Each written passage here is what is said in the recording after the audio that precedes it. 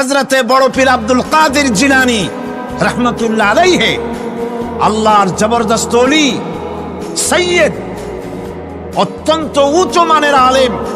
তার সম্পর্কে এক শ্রেণীর আলেম নামধারী লোকেরা তাকে আল্লাহর কাছে পৌঁছায় দিয়েছে, আল্লাহর সমকক্ষ করে দিয়েছে। তাকে দস্তগীর বলা হচ্ছে। কিসের দস্তগীর? তো বলে যে মেরাজের রাত্রে রাসূল করিম সাল্লাল্লাহু আলাইহি ওয়াসাল্লাম নাকি কোন জায়গায় আছাড় খাইছিলেন, আর উনি গিয়া তার হাত ধরেছেন, এই জন্য বলা হচ্ছে দস্তগীর। তিনি তার হাত ধরে তাকে ঠিক করে দিয়েছেন। আবার আরশে তিনি উঠতে পারছিলেন না, সেই জন্য পীর সাহেবের কাঁধের উপরে পা রেখে হুজুর সাল্লাল্লাহু আলাইহি ওয়াসাল্লাম আরশে উঠছে। আল্লাহর সিঁড়ির এত অভাব হয়েছে, এই দুনিয়া থেকে নিতে পারলেন। মহাশূন্য পাড়ি দিয়ে, ল অফ গ্রাভিটেশন পাড়ি দিয়ে আরশে আজিম পর্যন্ত, সিদরাতুল মুনতাহা পর্যন্ত নিলেন। আর ওইখানে বড় পীর সাহেবকে লাগলো তার কাঁধের উপরে পা দিয়ে তিনি উঠবেন। আহা, এর চাইতে বিদআত, এর চাইতে বাজে কথা মুসলমানদের জন্য আর কি হতে পারে? দুর্ভাগ্য এই জাতির, এই সব আলেম নামের কলঙ্ক, যারা নাকি বড় পীর সাহেবের নামে ওয়াজ করে করে বলেন, তার নামে দরুদ বানায়েছে, তার নামে বলে ইয়া আব্দুল কাদের জিলানী শাইয়ান লিল্লাহ, যারা কন নাউযুবিল্লাহ। বলা হয় হে বড় পীর সাহেব, আপনি আল্লাহর রাস্তায় আমাদের কিছু দেন। আরে মিয়া সাহেব, আব্দুল কাদের জিলানী রহমতুল্লাহ আলাইহি যা পেয়েছেন আল্লাহর কাছ থেকে পেয়েছেন, তার দেওয়ার কিচ্ছু নয়। যা দিবেন আপনাকে আমাকে আল্লাহ পাক দিবেন। ইয়া গাউস ওয়া আগিসনি বলা জায়েজ নাই। ইয়া গাউস ওয়া আগিসনি বলতে হবে আল্লাহ পাককে। গাউস কে? আল্লাহ পাক, তাকে বলতে হবে ইয়া গাউস ওয়া আগিসনি, আয় আল্লাহ পাক তুমি আমাকে সাহায্য করো। সাহায্য করতে পারেন আল্লাহ পাক। বড় পীর সাহেবকে ইয়া গাউস ওয়া আগিসনি বলা যাবে না। গাউসুল আজম, এই ডিগ্রি, এই খেতাব বিদআত পন্থীদের বানানো খেতাব। গাউসুল আজম কোন মানুষ হতে পারে না, পারে না, পারে না। গাউসে আজম, গাউসে আজম শুধুমাত্র আল্লাহ রাব্বুল আলামিন। গাউসে আজম কে? আল্লাহ রাব্বুল আলামিন, যিনি মানুষের ফরিয়াদ শোনেন, যিনি মানুষের ফরিয়াদ শোনেন, তিনি হচ্ছেন আল্লাহ পাক। বড় পীর সাহেবকে আমরা শ্রদ্ধা করি, কিন্তু সেই শ্রদ্ধার অর্থ এই নয় যে নবীদের চাইতে তিনি বড়, তিনি রাসূলের চাইতেও বড়, তার নামে দরুদ শরীফ বানাইতে হবে, জায়েজ নাই। আশা করি সব কথা আপনাদের মনে থাকবে। কি সব কথা তার জীবনী বানাইছে। তার মধ্যে লিখেছেন বড় পীর সাহেবের মা, যখন বড় পীর সাহেব মায়ের পেটে ছিলেন, তখন এক ফকির তার বাড়িতে আসছে। ফকিরকে তিনি ভিক্ষা দিতে বেরিয়েছেন। মা ওই সময় ভিক্ষুক বড় পীর সাহেবের মায়ের উপরে হাত দিতে গিয়েছিল। তখন পীর সাহেব মায়ের পেটের থেকে বাঘের মতো বেরিয়ে সেই ফকিরকে ঘাড় মটকায় দিল। বাজে কথা। কোন ফকির বড় পীর সাহেবের মায়ের গায়ে হাত দেয় নাই, বাজে কথা। তারপরে তিনি মরা মানুষ চিন্তা করেছেন, খড়ম পাঠাইয়া কারে পিটাইছে, বদনা মারছে, আর এক বাড়ি যাইয়া সেই বদনা দিয়ে পিটাইয়া মাথা ফাটাই দিছে, বাজে কথা। মরা মানুষ চিন্তা করেছেন। সুতরাং এই সমস্ত বাজে কথায় কান দেওয়ার কোনো কারণ নাই। ওলিউল্লাহদের কেরামত হক, সন্দেহ নাই, কিন্তু সেই কেরামত মুজিজাকে পার হতে পারবে না। কোন মুজিজা আল্লাহর কুদরতকে পার করতে পারবে না। আল্লাহ রাব্বুল আলামিন সূরা ফাতিহার ভিতরে, আমি বলেছিলাম এটা একটা অভিনন্দন পত্র। এটা কি? অভিনন্দন পত্র। বান্দা অভিনন্দন পত্র পেশ করতেছে কার কাছে? আল্লাহর কাছে। এই অভিনন্দন পত্রের কয়টা ভাগ ছিল? 3টা ভাগ। প্রথম ভাগে হলো প্রশংসা, দ্বিতীয় ভাগে পরিচয়। মাশাআল্লাহ, মনে আছে সকলের। এবার আসছে 3য় অধ্যায়। এবার মূল দাবি, প্রশংসা করেছি, পরিচয়ও দিয়েছি, আমরা তোমার বান্দা। এবার প্রশ্ন হচ্ছে, চাও কি? পরিচয় তো শুনলাম, চাও কি? আল্লাহ রাব্বুল আলামিন আমাদেরকে শিখায় দিলেন কত বড় মেহেরবান তিনি, কত দয়ালু তিনি। তার কাছে চাওয়ার ভাষাটাও তিনি আমাদের শিখাই দিলেন। জনগণ সুবহানাল্লাহ। রব্বুল আলামিন আমাদের শিখালেন এভাবে চাও, ইহদিনাস সিরাতাল মুস্তাকিম সিরাতাল্লাযীনা আন'আমতা আলাইহিম গায়রিল মাগদুবি আলাইহিম ওয়ালাদ-দাল্লিন।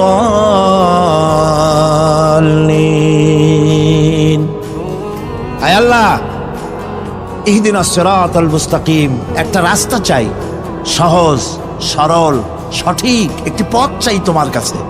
সেই পথটা চাই যে পথ হচ্ছে নিয়ামত প্রাপ্তদের, অভিশপ্ত এবং পথভ্রষ্টদের পথ নয়। যে পথ নিয়ামত প্রাপ্তদের, ওই ধরনের একটা পথ আমরা চাই। পথ দেখাবার মালিককে কোরআনে কারীম বলছে, আল্লাহ রাব্বুল আলামিন বলেন, ওয়া আলাল্লাহি কাসদুস সাবিলি ওয়া মিনহা জাইরুন ওয়ালাউ শাআ লাহাদাকুম আজমাইন। ওয়া আলাল্লাহি কাসদুস সাবিল, সোজা রাস্তা বলে দেওয়ার দায়িত্ব আমি আল্লাহর। সোজা রাস্তা বলে দেওয়ার দায়িত্ব কার? তিনি বলছেন বলার দায়িত্ব আমার, সোজা রাস্তাটা আমি বলে দেব। আল্লাহ রাব্বুল আলামিনের কাছে বান্দা যখন রাস্তার দাবি করলো, সোজা পথ চাই, সহজ পথ একটা তোমার কাছে চাই, রব্বুল আলামিন সূরা ফাতিহার 7টা আয়াতের এই অভিনন্দন পত্রের জবাবে 30 পারা কোরআন শরীফ আল্লাহ পাক বান্দারে দান করে দিলেন। জবাবে বলে দিলেন, ওয়ানিল বুদুনি হাযা সিরাতুম মুস্তাকিম। সোজা রাস্তাটা হলো আমার আনুগত্য, আমার গোলামি, আমার দাসত্ব, এটাই হলো সোজা রাস্তা। এই সোজা রাস্তাটা আমি বলবো। রাস্তা তো অনেক হতে পারে, কিন্তু সোজা রাস্তা বলে দেওয়ার দায়িত্ব কার? আল্লাহ পাকের। দেখেন, এই যে বিশাল মাহফিল, এই মাহফিলে যত লোক আসছে, সব লোক কি একমতের, এক চিন্তার, এক আদর্শের? না। এই কয়েক লক্ষ জনতার ভেতরে হাজারো মতের লোক আছে, হাজারো চিন্তার লোক আছে, হাজারো আদর্শের লোক আছে। সব আদর্শ, সব চিন্তা, সব কি ঠিক? সবটাই কি নির্ভুল? না, সঠিক নির্ভুল একটা। কয়টা হয়? একটাই হয় মাত্র।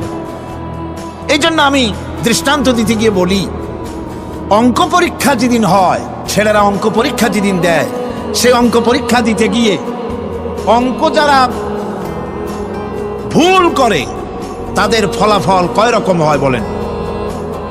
হ্যাঁ, অনেক রকম হয়। আর যাদের অঙ্ক যাদের ঠিক হয়, তাদের ফলাফল কয় রকম? একরকম। তার অর্থ কি? তার অর্থ হলো ভুলের পথ অনেক, আর হকের পথ, বাতিলের পথ অনেক, ভুলের পথ অনেক, সঠিক এবং হক যেটা, তার পথ হচ্ছে মাত্র একটা।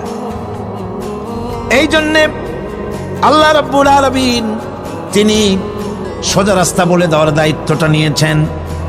কোরআন বলছে প্রত্যেকটি সৃষ্টির শুরু হতে শেষ পর্যন্ত 4টা স্তর পার হতে হয়। তার সর্বশেষ স্তর হলো হেদায়াত। 4টে স্তর পার হওয়ার সর্বশেষ স্তর হচ্ছে হেদায়াত। আল্লাযী খালাকা ফাসাওয়া ওয়াল্লাযী কদ্দারা ফাহাদা। তিনি সকল বস্তুকে সৃষ্টি করেন এবং তারপর তার পরিমাপ, তার কর্মপথ, তার হেদায়েত তিনি দিয়ে দেন। তার মানে হচ্ছে তিনি সৃষ্টি করেন, সামঞ্জস্য রাখেন, পরিমাপটা ঠিক করেন এবং পথের নির্দেশ দেন। সৃষ্টি করেই ছেড়ে দেন না, তার হেদায়েত দিয়ে দেন। তার পরিমাপটা ঠিক করেন, সামঞ্জস্য করেন। কিরকম? দেখুন, আপনি যখন দাঁড়ান তখন আপনার পায়ের উপরে হাঁটু থেকে হাঁটুর নিচের যে অংশটা পা পর্যন্ত, ওইটাকে কি কয়? পা, নলা। এই তো ঠিক বলছেন, নলা। আপনারা আমাকে সাহায্য করবেন যেখানে আমি আটকে যাই। নলা।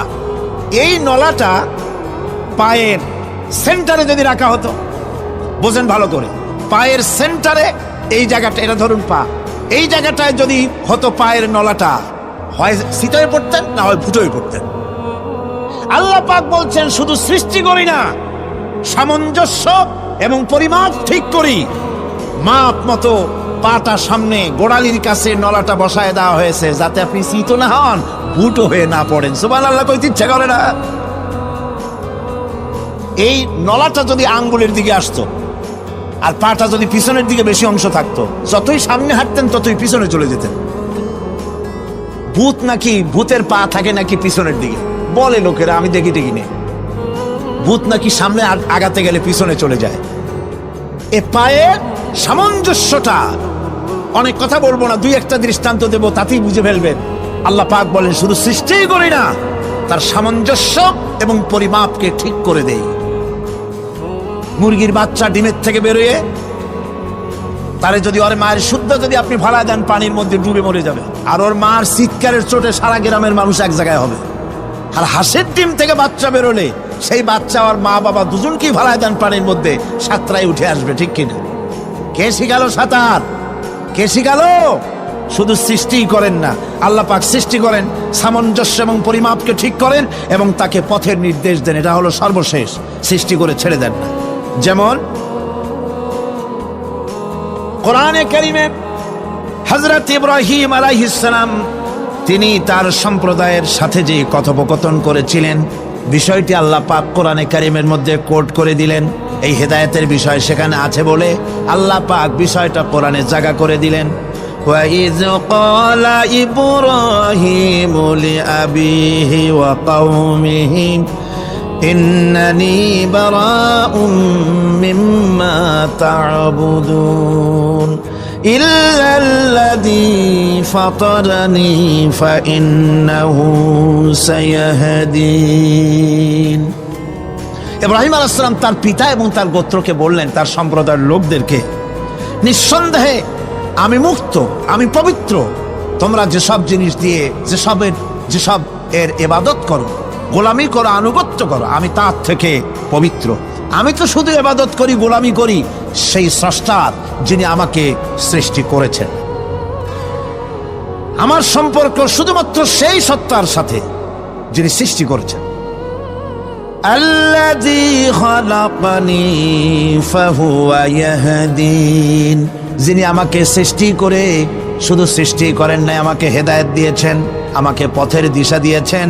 ওয়াল্লাযী হুয়া ইউতঈমুনি ওয়া ইয়াসকিন, যিনি আমাকে সৃষ্টি করেছেন, তিনি হেদায়েত দিয়েছেন।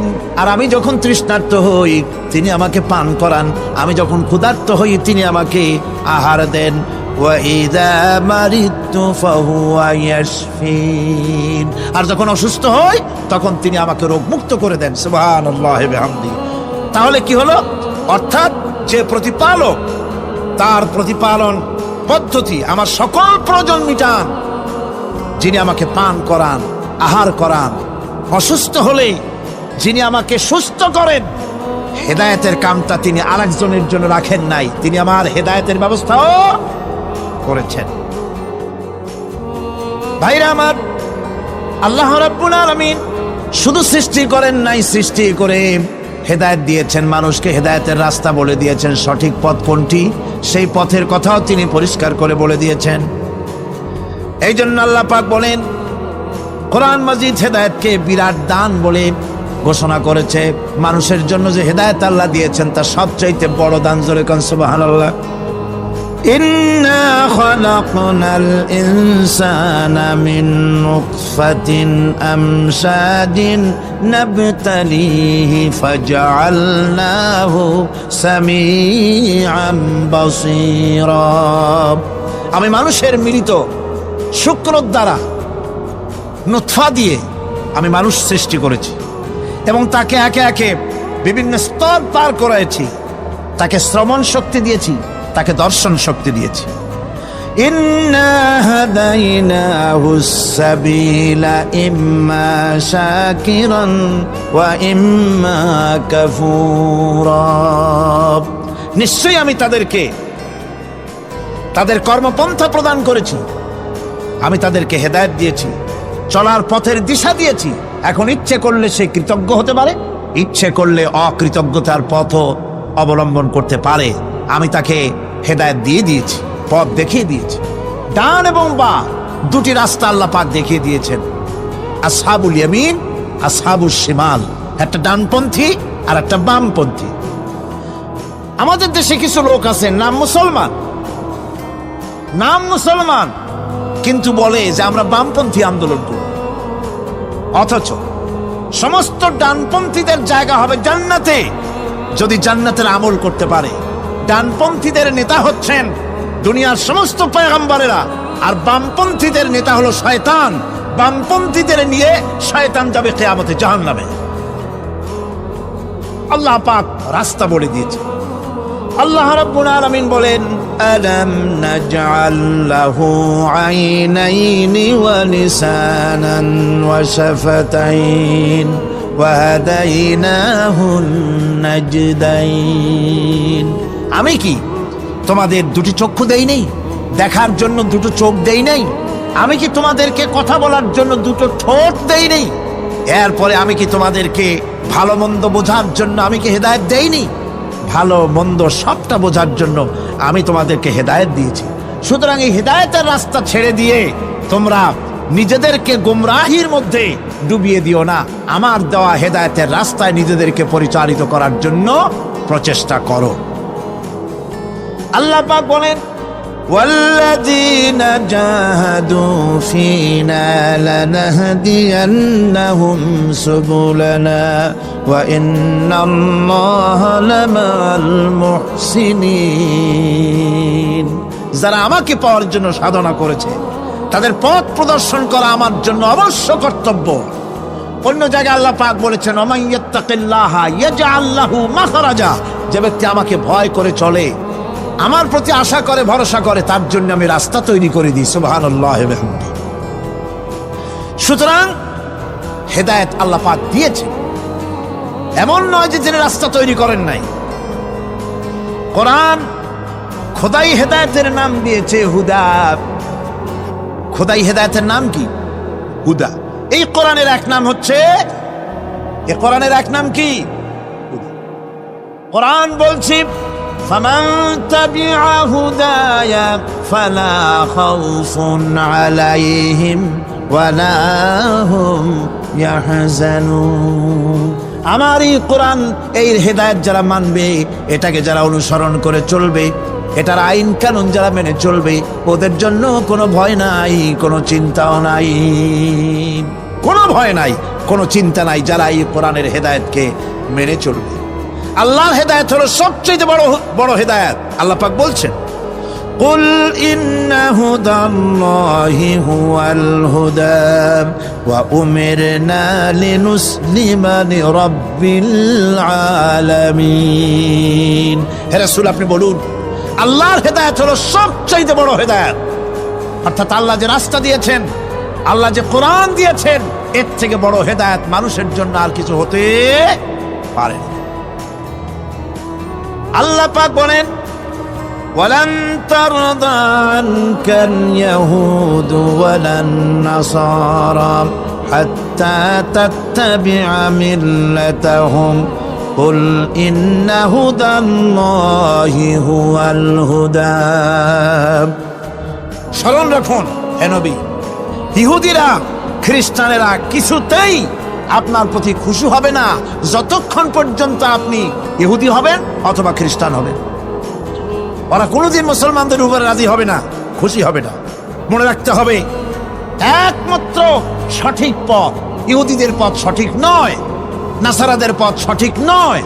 আসল পথ হলো আল্লাহ পাকের পথ। কার পথ আসল? আসল রাস্তা, আসল পথটি আল্লাহ পাক কোরআনে কারীমের মধ্যে বিশদভাবে বলে দিয়েছেন। এবং ইহদিনাস সিরাতাল মুস্তাকিমের ব্যাপারে আল্লাহ পাক কোরআনে সাফ করে বলে দিয়েছেন যে আমি এর বিনিময় তোমাদেরকে কোরআন দিলাম। বস্তুত ইহদিনাস সিরাতাল মুস্তাকিম এর জবাব হলো, ওয়া ইন্নাল্লাহা রাব্বি ওয়া রাব্বুকুম ফা'বুদুহু হাযা সিরাতুম মুস্তাকিম। নিঃসন্দেহে আল্লাহ তোমাদের এবং আমাদের রব, আর সুতরাং তারই উপাসনা করতে হবে। এটাই দ্বীনের সরল পথ, আর এটা কোনো নতুন পথ নয়। আল্লাহ যে পথটা দিয়েছেন রাসূল করিম সাল্লাল্লাহু আলাইহি ওয়াসাল্লামের মাধ্যমে, সেটা কি কোনো নতুন পথ? না। কোরআন বলছে এটা নতুন পথ নয়। شرع لكم من الدين ما وصى به نوحا والذي أوحينا إليك وما وصينا به إبراهيم وموسى وعيسى أن أقيموا الدين ولا تتفرقوا فيه شرع لكم من الدين এই দিন তিনি তোমাদের জন্য সেই দিনই মনোনীত করেছেন যা হযরতে নূহ আলাইহিস সালাম এর উপরে তিনি ওসিয়ত করেছেন। যা ওসিয়ত করা হয়েছিল, নসিহত করা হয়েছিল হযরতে নূহ আলাইহিস সালামের প্রতি, তিনি মনোনীত করেছিলেন হযরত নূহ আলাইহিস সালামকে এই দ্বীনকে প্রচার করার জন্য। আর যার উপরে চলার জন্য হযরত ইব্রাহিম, হযরতে মূসা, হযরত ঈসাকে নির্দেশ করা হয়েছিল। তাদের সকলের শিক্ষাই ছিল একটা, যে আল্লাহ পাকের দ্বীনকে প্রতিষ্ঠা করো, আর এই ব্যাপারে কোন রকমই নিজেদের মধ্যে পার্থক্য, মত পার্থক্যের সৃষ্টি করো না। এখন কথাটা আরো ক্লিয়ার করে দেই। ইহদিনাস সিরাতাল মুস্তাকিম চাইছিলাম, আল্লাহ আমাদেরকে একটা সহজ রাস্তা দাও। সেই সহজ রাস্তা বলে দেওয়ার জন্য এসেছে কোরআন। সেই সহজ রাস্তা বলে দেওয়ার জন্য কি এসেছে? যারা বলেন কি, এই কোরআনে কারীম যদি প্রতিষ্ঠিত করা যায় সমাজে, রাষ্ট্রে, ব্যক্তিতে, পরিবারে, কোরআন যদি প্রতিষ্ঠিত করা যায়, তাহলেই মানুষেরা সহজ সরল পথ পাবে। নইলে সহজ সরল পথ পৃথিবীতে আর কারো কাছে নাই। যা আছে সবটা কার কাছে? কোরআনে কারীমের কাছে। এরপরে আমরা বলি সিরাতাল্লাযীনা আন'আমতা আলাইহিম গায়রিল মাগদুবি আলাইহিম ওয়ালাদ-দাল্লিন। রাস্তার থেকে মানুষেরা মাঠের ভিতরে নামার চেষ্টা করছেন, কিন্তু মানুষকে কষ্ট দেওয়া ছাড়া আর কিছুই হবে না। আমি অনুরোধ করছি, রাস্তা থেকে লোকেরা মাহফিলের ভেতরে ঢোকার চেষ্টা করবেন না। বিরাট রকমের ব্যাঘাত সৃষ্টি হবে। সকলে বসে পড়ুন, যিনি যে জায়গায় আছেন সেখানে বসুন, চাপ সৃষ্টি করবেন না, বসুন। আপনারা দাঁড়ালে আরো বিশৃঙ্খলার সৃষ্টি হবে কোরআনের মাহফিল। খবরদার বেয়াদবি করবেন না, কেউ দাঁড়াবেন না। যারা দাঁড়িয়েছেন বসেন, আর জোরে সোরে জিকির করেন লা ইলাহা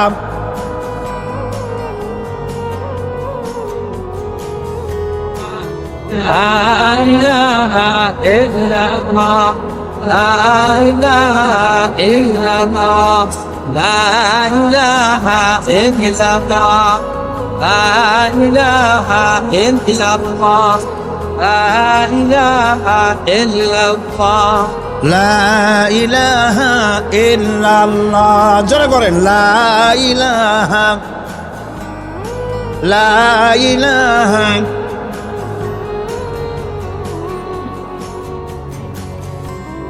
লা ইলাহা ইল্লাল্লাহ মুহাম্মাদুর রাসূলুল্লাহ। আল্লাহ আল্লাহ আল্লাহ আল্লাহ আল্লাহ আল্লাহ আল্লাহ আল্লাহ।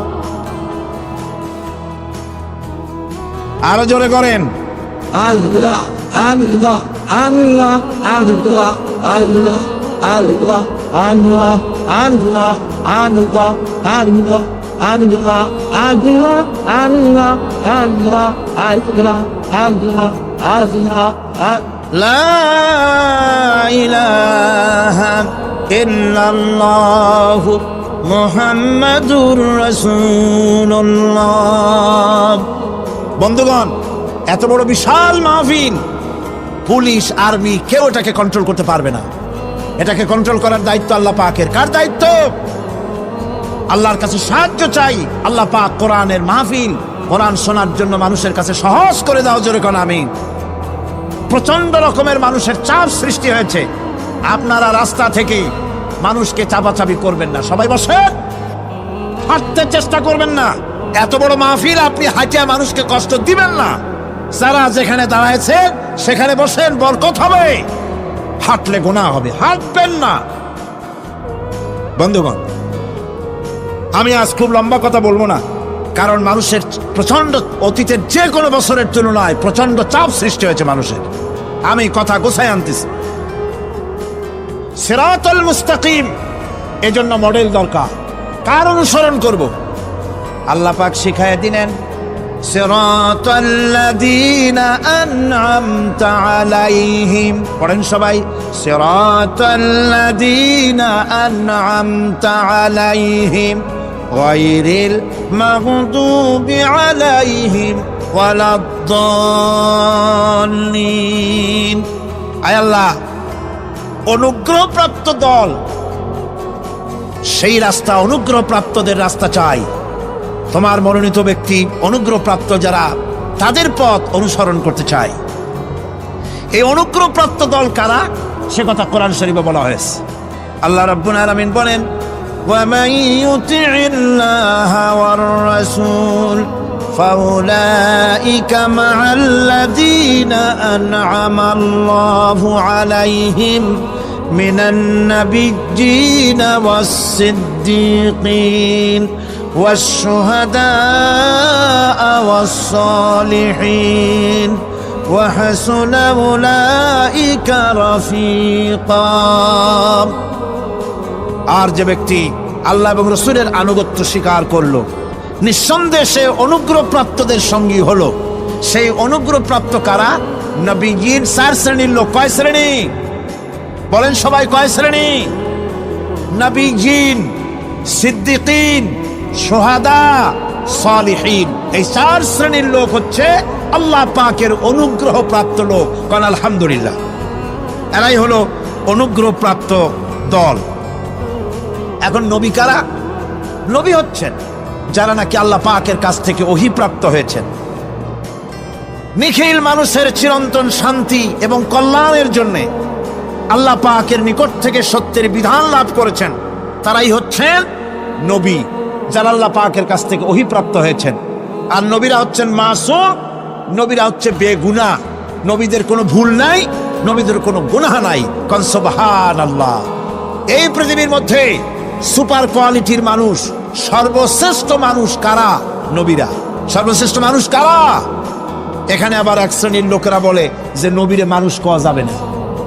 আছেন এমন লোক, নবীরে মানুষ কওয়া যাবে না। কেন? কয় না নবীর সম্মান কত। আচ্ছা, নবীরে মানুষ বলবো না তো বলবোটা কি?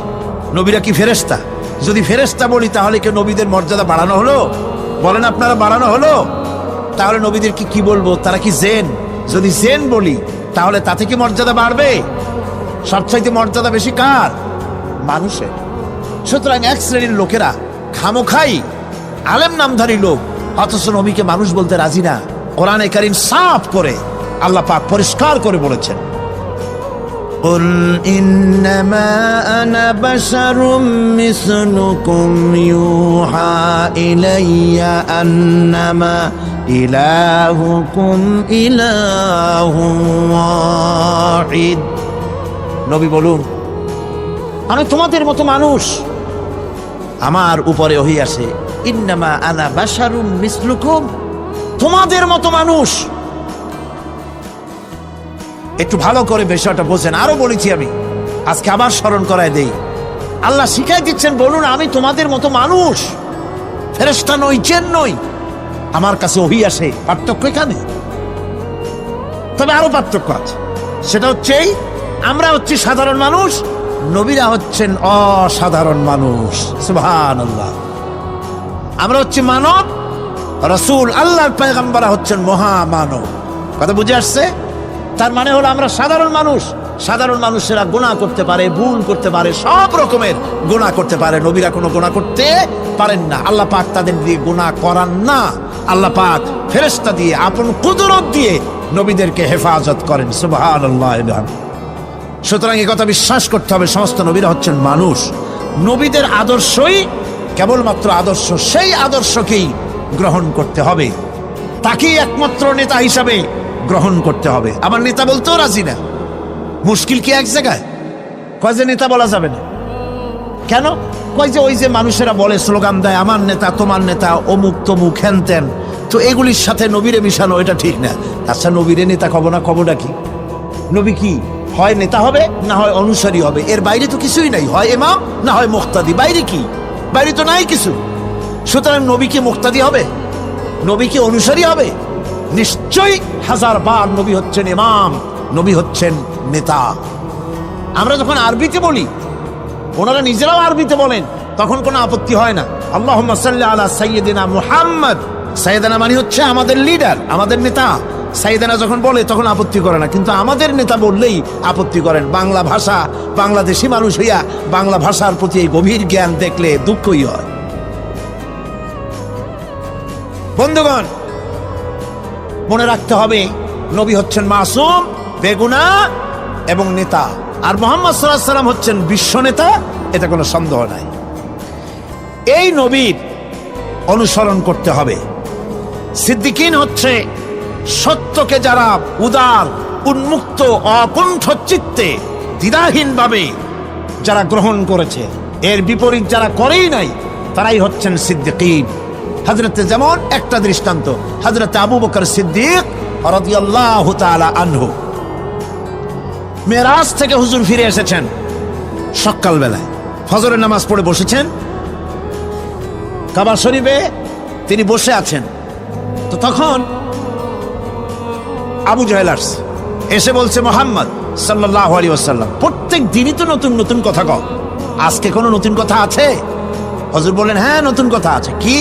বলে, এই তো শেষ রাত্রে জিবরাইল আসছিল, আমারে নিয়ে গেল বাইতুল মুকাদ্দাসে, জেরুজালেমে গিয়ে নামাজ পড়লাম, ওইখান থেকে মহাকাশ পাড়ি দিলাম, 7 আকাশ পাড়ি দিলাম, সিদরাতুল মুনতাহা গেলাম, আরশে আজিম ভ্রমণ করলাম, আল্লাহর সাথে কথা কইলাম, জান্নাত জাহান্নাম দেখলাম, তারপরে আবার এই আইসা নামাজ পড়িয়া তোমাদের সাথে কথা বলতেছি। আবু জাহেল কয় যে, খাইস যাও, মাথাটা একটু ভালো ছিল, এখন তাও সর্বনাশ হয়ে গেছে। কয়, মুহাম্মদ সাল্লাল্লাহু আলাইহি ওয়াসাল্লাম, তুমি যা বললা এই কথাটা আমি কি হুবহু মানুষের কাছে বলবো? হুজুর বলছেন, অবশ্যই বলো গিয়ে। আবু জাহেল চিন্তা করলো, দিস ইজ দ্য মোমেন্ট, এটাই হলো আসল সুযোগ পেয়ে গেছে মানুষকে বিভ্রান্ত করার জন্য। সবার আগে ছুটে চললো হযরতে আবু বকর রাদিয়াল্লাহু তাআলা আনহুর বাড়িতে, যে বলছেন, আবু বকর শুনেছো? বলে, কি? মুহাম্মদ সাল্লাল্লাহু আলাইহি ওয়াসাল্লাম এই রকমের কথা বললো, বেচারার মাথাটা যাও ভালো ছিল, শেষ। হুজুর বলছেন, আবু জাহেল, আমার রাসূল কি এরকম বলেছেন? আবু জাহেল বলছে, আমার নিজ কানে শুনে আসলাম, এখনো তিনি সেখানে বসা। হযরত আবু বকর বলেন, আবু জাহেল, আমার আল্লাহর নবী তিনি যদি এরকম কথা বলে থাকেন, তাহলে আমি কোনো সন্দেহ পোষণ করি না, অবশ্যই আল্লাহ রাব্বুল আলামিনের হাবিব যা বলেছেন তা সত্য। হযরত আবু বকর রাদিয়াল্লাহু তাআলা আনহু মসজিদে হারামে আসলেন, হুজুরকে জিজ্ঞেস করলেন, হুজুর, আবু জাহেল আমাকে এইসব কথা বললো, এগুলি কি ঠিক? হুজুর বললেন, হ্যাঁ। তিনি ঘটনা বয়ান করলেন। হযরত আবু বকর বললেন, হে রাসূল, আপনি যা বলেছেন সত্য বলেছেন, আপনার মেরাজ ঠিক হয়েছে, সঠিক হয়েছে, সন্দেহ নাই। হুজুর বলেন, আবু বকর, তুমি তো শুধু আবু বকর নাও, তুমি সিদ্দিক। সত্যকে যারা অকুণ্ঠ চিত্তে, অকুণ্ঠ চিত্তে, দ্বিধাহীন ভাবে যারা সত্যের সামনে মাথা নত করেছে, গ্রহণ করে নিয়েছে, দ্বিমত পোষণ করে নাই, কোন রকমের দুষ্ট বুদ্ধির আশ্রয় গ্রহণ করেনি, উল্টাপাল্টা করেনি, এই সমস্ত মানুষেরই হলো সিদ্দিক। সিদ্দিক, আর এদের দলকেই সিদ্দিকিন বলা হয়। তাহলে নবিয়্যিন, সিদ্দিকিন, এনারা হচ্ছেন নিয়ামতপ্রাপ্ত। 3 নম্বরে হচ্ছে শুহাদা, সত্যকে যারা যারা সত্যের সাক্ষী দিয়েছে, সত্যের সাক্ষ্যদাতা। সত্য হচ্ছে ইসলাম। সত্য কি? ইসলাম। সত্য হচ্ছে আল্লাহ, সত্য হচ্ছে নবী, সত্য হচ্ছে কোরআন, সত্য হচ্ছে হাদিস। এই মহাসত্যকে যারা স্বীকৃতি দিয়েছে, নিজেদের কথা দিয়ে, কাজ দিয়ে, ধন দিয়ে, সম্পদ দিয়ে, এমনকি নিজের জীবনটা এই রাস্তায় বিলিয়ে দিয়ে মহাসত্যের চিরস্থায়ী সাক্ষী দিয়ে দুনিয়া থেকে যারা বিদায় হলেন, ওনারা হচ্ছেন শহীদ। আজ রাস্তাঘাটে শহীদ হয়, যার তার নামের আগে শহীদ বসায় দেয়। শহীদ এত সোজা জিনিস নয়। আল্লাহর রাস্তায়, ধর্মের জন্য, ইসলামের জন্য, আল্লাহর জন্য, কোরআনের জন্য, রাসূলের জন্য যারা জীবন দেন, তারাই হচ্ছে শহীদ।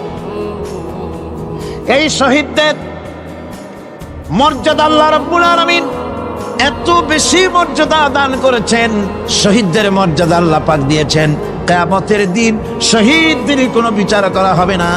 আল্লাহ রাব্বুল আলামিন শহীদদেরকে বিনা বিচারে জান্নাত দিয়ে দিবেন।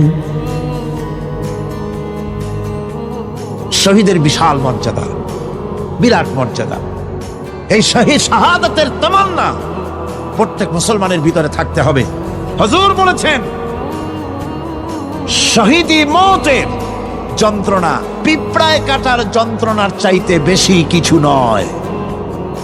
শাহাদাত হচ্ছে এপারে মওত আর ওপারে আল্লাহর সঙ্গে দেখা হয়ে যাবে। শহীদি মওত হচ্ছে আল্লাহর সঙ্গে দেখা করার একটা সেতু বন্ধন, একটি সেতু, একটি ব্রিজ, একটা পুল, একটা সাঁকো। এপারে দুনিয়া, ওপারে আল্লাহ পাকের সঙ্গে দেখা হবে। সুবহানাল্লাহ। ভাইরা, ইসলামের জন্য যারা জীবন দিলেন, যারা শাহাদাত বরণ করলেন, তারা জাতির সম্মানের পাত্র। সেই সম্মান, সেই মর্যাদা আল্লাহ রাব্বুল আলামিন শহীদদের প্রদান করেছেন। হযরত আব্দুল্লাহ জুলবাজানাইন, যার কথা বুখারীতে লেখা হয়েছে। সুবহানাল্লাহ। কোন যুবক মানুষ ইসলাম কবুল করেছেন। ইসলাম কবুল করতে গিয়ে বাড়ি ঘর জায়গা জমি কিছুই ছিল না। ছোট্ট অবস্থায় বাবা মারা গেছে, চাচার ঘরে লালিত পালিত হচ্ছিলেন। এরপরে রাসূলের প্রতি ঈমান আনবেন, চাচার ভয়তে পারেন না। হুজুর হিজরত করলেন। আব্দুল্লাহ, তার নাম ছিল আব্দুল উজ্জা। তিনি চলে গেলেন চাচার কাছে। চাচা গো, মুহাম্মদ সাল্লাল্লাহু আলাইহি ওয়াসাল্লাম আল্লাহর নবী, ব্যাপারে তোমার মত কি? তিনি বলেন, আমারও তো তাই মনে হয়। যদি তাই মনে হয় তার উপর ঈমান আনবেন কিনা? চাচা বলে, না, কখনো ঈমান আনবো না। ভাতিজা বলতেছেন, চাচাজি, বছরের পর বছর ধরে অপেক্ষা করতেছিলাম, আমি আপনার অধীনে আছি বলে ইসলাম কবুল করতে পারি নাই। আমার ইচ্ছা ছিল আপনি আগে করবেন, তারপরে আপনাকে দেখা দেখি আমি করব। কিন্তু আপনি যখন ইসলাম কবুল করলেন না আর করবেন না বলে যখন ঘোষণা দিলেন, আপনাকে উপস্থিত রেখে আমি ঘোষণা দিলাম, লা ইলাহা ইল্লাল্লাহু মুহাম্মাদুর রাসূলুল্লাহ। চাচা বলছে, ভাতিজা, এর পরিণাম জানো? কয়, না, জানি না। এর পরিণাম হচ্ছে তুমি আমার বাড়িতে থাকো, আমার বাড়ি ছাড়তে হবে। বললেন, রাজি আছি। উট ছাগল ভেড়া ঘোড়া যা দিছি ছাড়তে হবে। বলছে, রাজি আছি। চাচা বলছে, শুধু তাই নয়, পরনে যে লুঙ্গি আছে, গায়ে যে জামা আছে, তামার পয়সার লুঙ্গি জামা ছাড়তে হবে। ভাতিজা বলছে, ইমানের জন্য যা চাও সব ছেড়ে দেব। জামা লুঙ্গি খুলে ফেলে দিয়ে দিলেন। হাদিস। তিনি চলে গেলেন মায়ের কাছে ওই অবস্থায়। মা এই যুবক ছেলেকে উলঙ্গ অবস্থায় দেখে 2 হাত দিয়ে নিজের চোখ চেপে ধরেছেন। বাবা, তোমার এই অবস্থা কেন? ছেলে বলছেন, মা, ঈমান আনার কারণে আমার এই অবস্থা হয়েছে। মা বলে, বাবারে, কি চাও আমার কাছে? আব্দুল উজ্জা বলছে, মা, কিচ্ছু চাই না, একটুখানি কাপড় আমারে দাও, আমি বিশ্ব নবী মুহাম্মদ সাল্লাল্লাহু আলাইহি ওয়াসাল্লামের খেদমতে যেতে চাই। মায়ের কাছে পুরানা কম্বল ছিল, কম্বলটা তিনি দিয়ে দিলেন। হাজরাতে এখনো তো সে মুসলমান হয়নি। ওই কম্বলটা ছিঁড়ে নিয়ে 2 টুকরা করে কম্বলটা পরলেন, আদাটা তাতে করে হাঁটু ঢাকে না, আর একটা কোনো রকম গায়ে দিলেন। এরপরে হেঁটে হেঁটে কষ্ট করে মদিনায় চলে গেলেন। মসজিদে নববীর ভিতরে ঢুকে দরজার কাছে বসা বিশ্বনবী জনাবে মুহাম্মদ রাসূলুল্লাহ সাল্লাল্লাহু আলাইহি ওয়াসাল্লাম মসজিদে নববীতে, যুবক, হাঁটুর উপরে কাপড়, মাথার চুল উস্কো খুস্কো চেহারা, ক্ষুধার্ত চেহারা। হুজুর জিজ্ঞেস করছেন, তুমি কে? তিনি বললেন, আমার নাম আব্দুল উজ্জা। তোমার এই অবস্থা কেন? তিনি বললেন, হুজুর, ঈমান আনার জন্য বাড়ি ঘর জায়গা জমিন উট বাছুর সব হারাইছি, এমনকি পরনের লুঙ্গিও আমারে দেয় নাই, মার কম্বলটা ছিঁড়িয়ে এনেছি।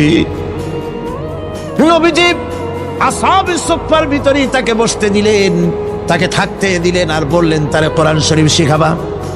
আব্দুল উজ্জাকে হুজুর বললেন, তোমার নাম উজ্জা নয়, তোমার নাম আব্দুল্লাহ। হাদিস শরীফে এসেছে, আল্লাহর কাছে 2টা নাম বেশি প্রিয়, একটা হচ্ছে আব্দুল্লাহ আর একটা হচ্ছে আব্দুর রহমান। মুসলমান হলেন। এরপরে আসহাবে সুফফার মধ্যে বসে আছেন। কোরআন শরীফ জোরে জোরে তেলাওয়াত করেন।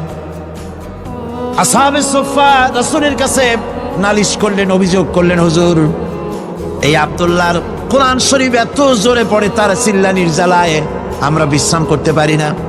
নবীজি বললেন, সাহাবীরা আব্দুল্লাহকে বেশি করে চিল্লাইতে দাও, বাধা দিও না, কারণ তার ঈমান বড় দামের ঈমান হয়েছে, ঈমান আনতে গিয়ে কিছু আনতে পারে নাই, তাকে বাধা দিও না, প্রাণ ভরে চিল্লাইতে দাও, জোরে জোরে পড়তে দাও। ইতিমধ্যে তাবুকের যুদ্ধের রণদামামা বেজে উঠেছে। রোমান সৈন্যরা হুজুরের সঙ্গে যুদ্ধ করবে, জিহাদ করবে, ইসলামকে পরাজিত করার জন্য তারা আক্রমণের প্রস্তুতি নিল। নবীজি রোমানদের সঙ্গে লড়াই হবে বলে সাহাবায়ে কেরামদের কাছে সাহায্য চাইলেন, যার কাছে যা আছে অস্ত্রপাতি জমা করো, টাকা দাও, পয়সা দাও। সবাই মিলে দিতে লাগলেন। দিতে দিতে মহিলারা গলার হাত, নাকের ফুল, কানের দুল হুজুরের সামনে স্তূপ হয়ে গেছে, টাকা কড়ি, সোনা দানা সব শুদ্ধ। হুজুর বলছেন, সাহাবীরা সবাই তো সব জিনিস দিলে, আমার আবু বকররে দেখি না কেন?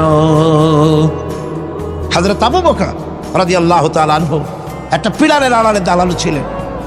হুজুরের ডাক শুনে তিনি আসলেন, হাতে ছোট্ট একটা থলি, চোখে পানি।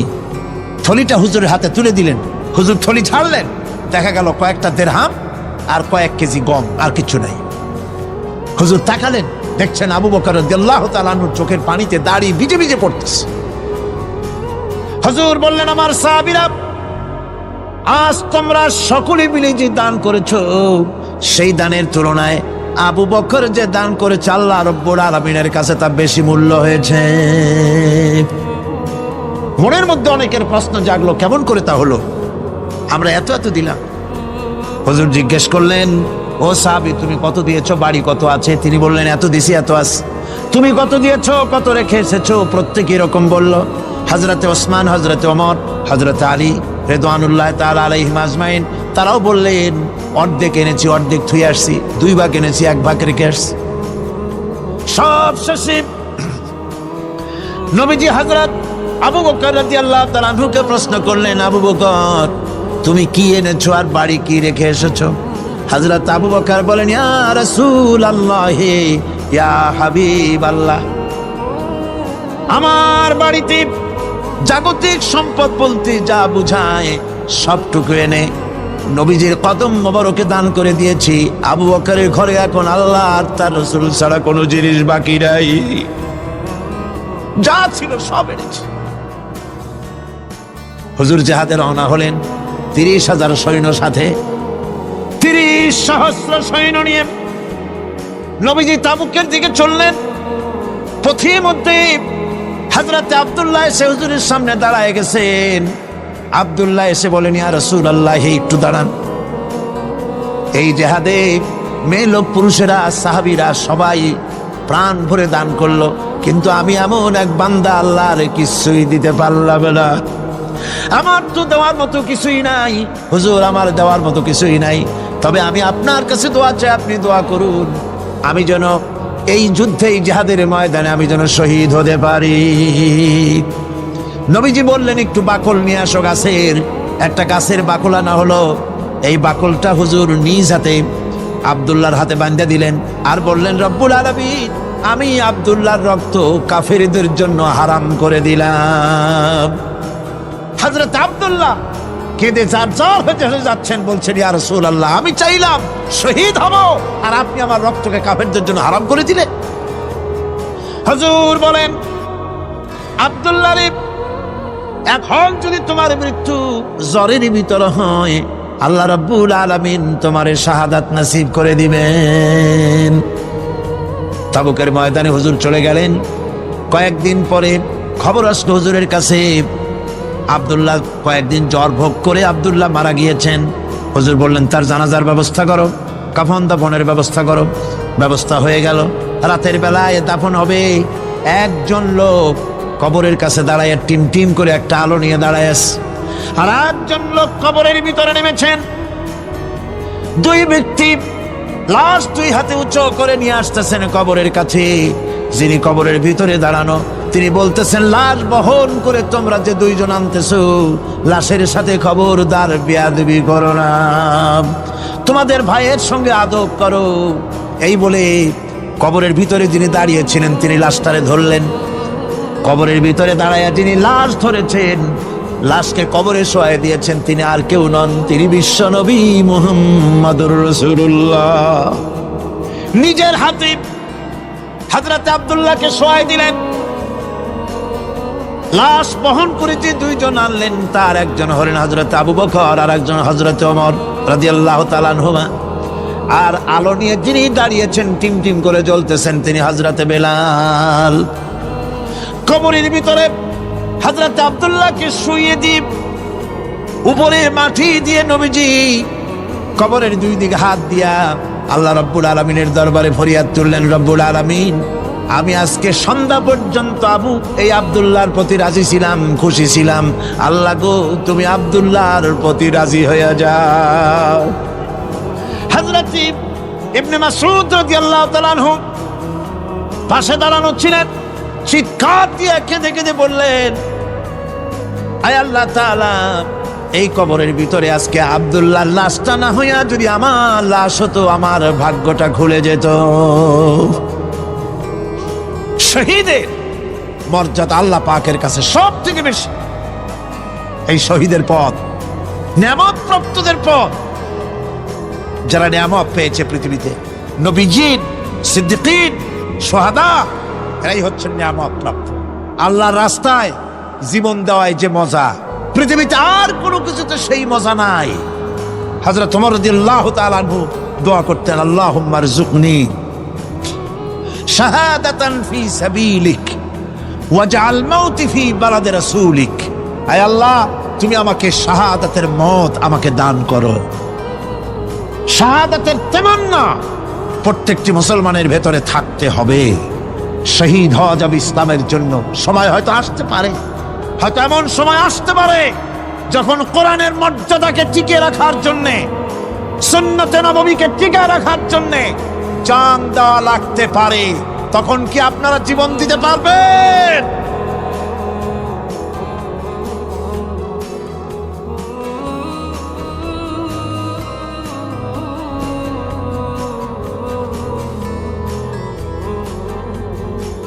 এরপরে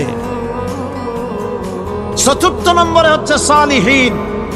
চতুর্থ নম্বরে কি? সালিহিন। সালিহিন হচ্ছে জীবনের প্রত্যেকটি ক্ষেত্রে যারা একনিষ্ঠভাবে আল্লাহর বিধান পালন করেছেন, যারা পুণ্যের সাথে সুদৃঢ় থেকেছেন, যারা অটল থেকে পুণ্যের সাথে হকের সাথে অটল থেকেছেন, কোনো অবস্থাতেই ইসলামী আদর্শের বিরুদ্ধাচরণ করেনি, তারাই হচ্ছেন সালিহিন। ইসলামের আদর্শ ছাড়ে নাই, পরিত্যাগ করে নাই, জীবনের সবকিছুর বিনিময় এটাকে আঁকড়ে ধরে থেকেছেন, ইসলামী আদর্শের পরিপন্থী কিচ্ছু করেন নাই। এরা হচ্ছেন সালিহিন। কোন আলহামদুলিল্লাহ। আল্লাহর অনুগ্রহ প্রাপ্ত কয় শ্রেণী? 4 শ্রেণী। নবীজিন,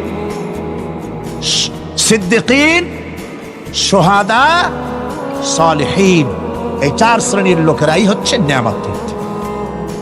আমরা বলেছি, সিরাতাল্লাযীনা আন'আমতা আলাইহিম গায়রিল মাগদুবি আলাইহিম ওয়ালাদ-দাল্লিন।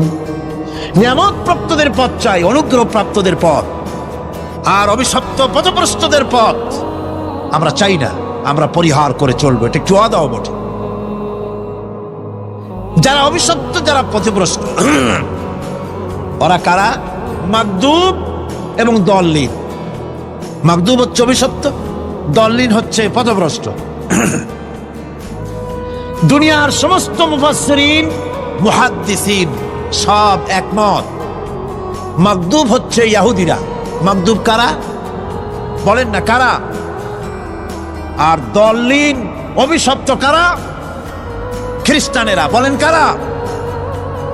একটুখানি জোরে সোরে দরুদ শরীফ পড়েন। সালাতুনিয়া রাসূলাল্লাহ আলাইকুম সালামুন ইয়া হাবিবাল্লাহ আলাইকুম। জোরে বলেন।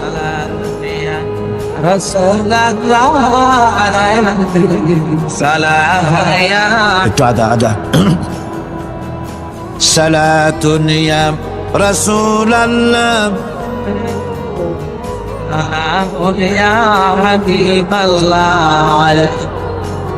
ভাইরা, ইহুদিদের অভিশপ্ত হওয়ার কারণটা কি?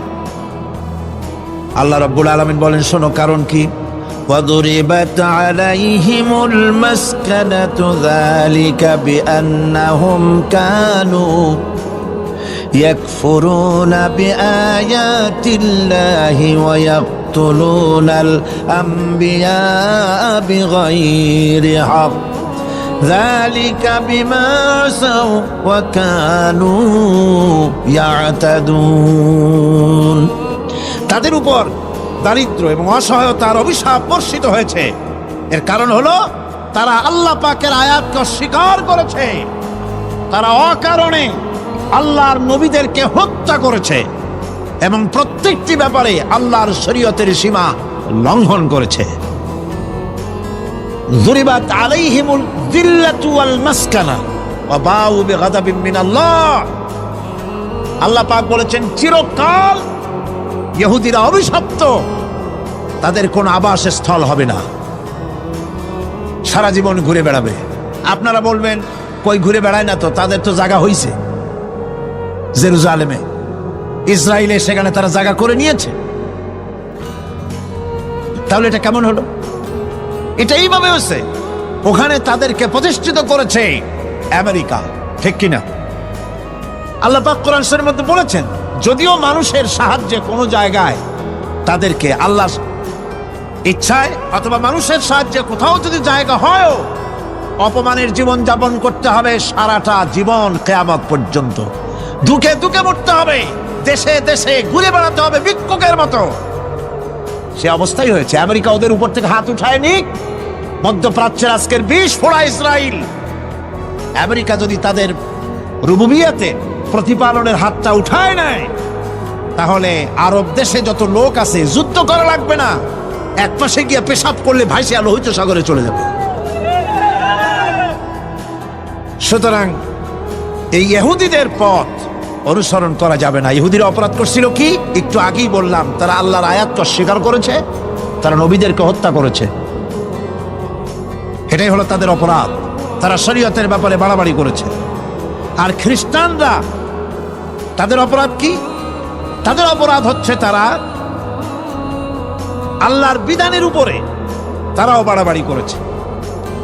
তারা নিজেদের আল্লাহর বিধান বাদ দিয়ে নিজেদের মন গড়া জীবন যাপন শুরু করেছে। তারা ঈসা আলাইহিস সালামকে আল্লাহর ছেলে বানাইছে।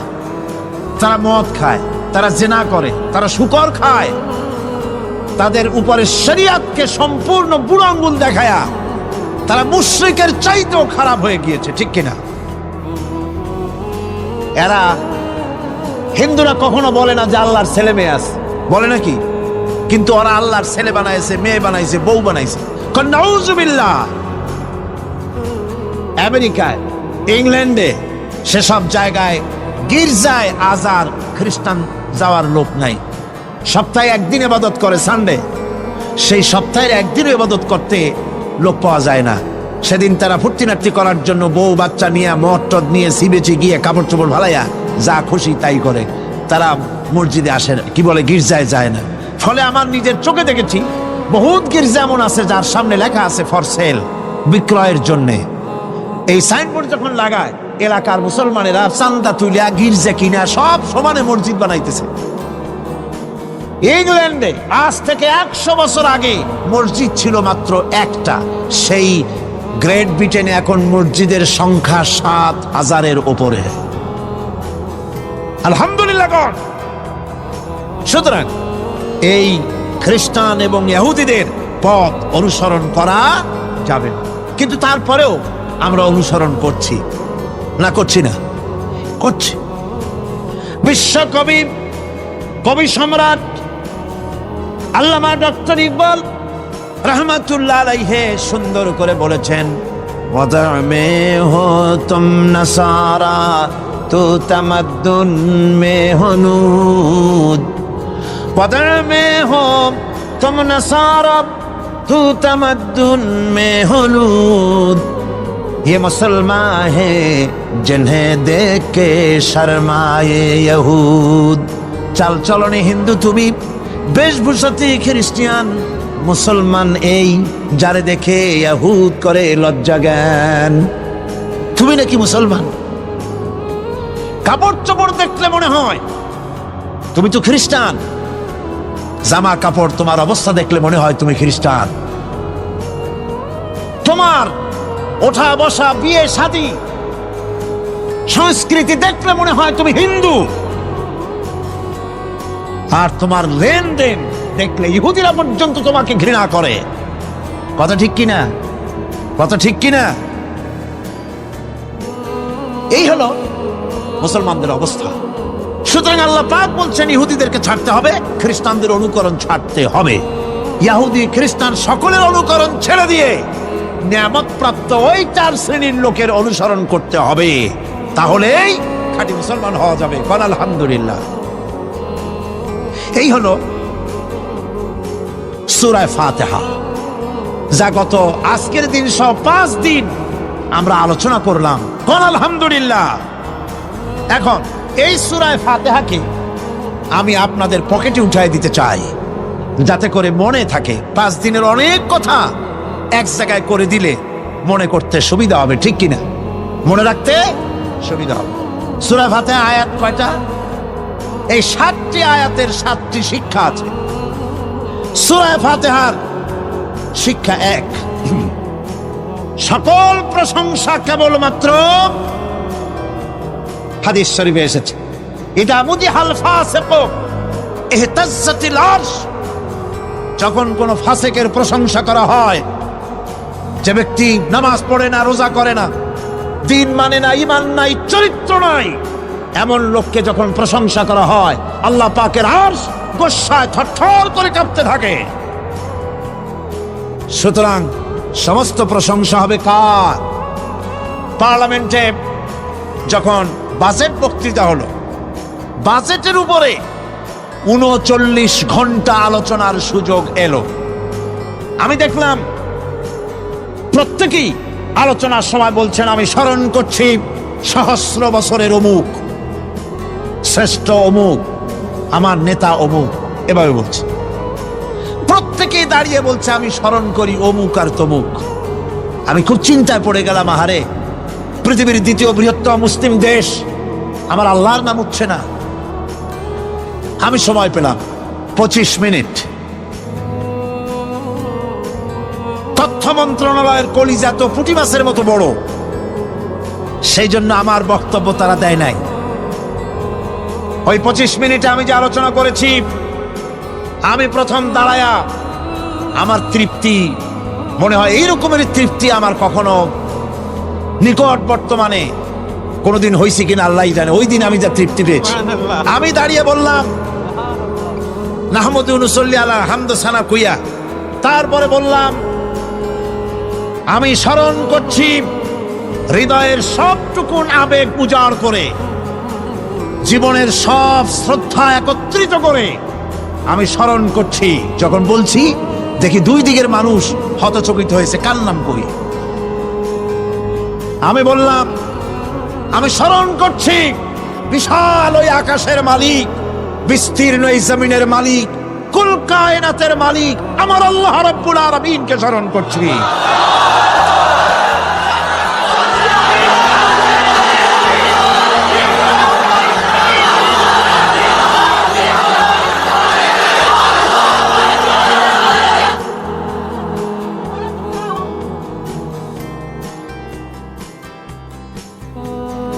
সুতরাং আমি দারুণ তৃপ্তি পেয়েছি আপনাদেরকেও বলি প্রশংসা হবে কেবলমাত্র আল্লাহ পাকের প্রশংসা কার আর প্রশংসা হবে বিশ্ব নবী জনাবে মুহাম্মদ রাসূলুল্লাহ সাল্লাল্লাহু আলাইহি ওয়াসাল্লাম চিৎকার মেরে সারা জীবন আল্লাহ এবং রাসূলের প্রশংসা করতেই ইনশাআল্লাহ আমাদের করতে হবে মুসলমানদের দায়িত্ব আর প্রশংসা করব যারা আমার রসুলের আল্লাহর হুকুম মানে আর আমার রসুলের অনুসরণ অনুকরণ যারা করে তারা আমাদের সম্মানের পাত্র, আলহামদুলিল্লাহ।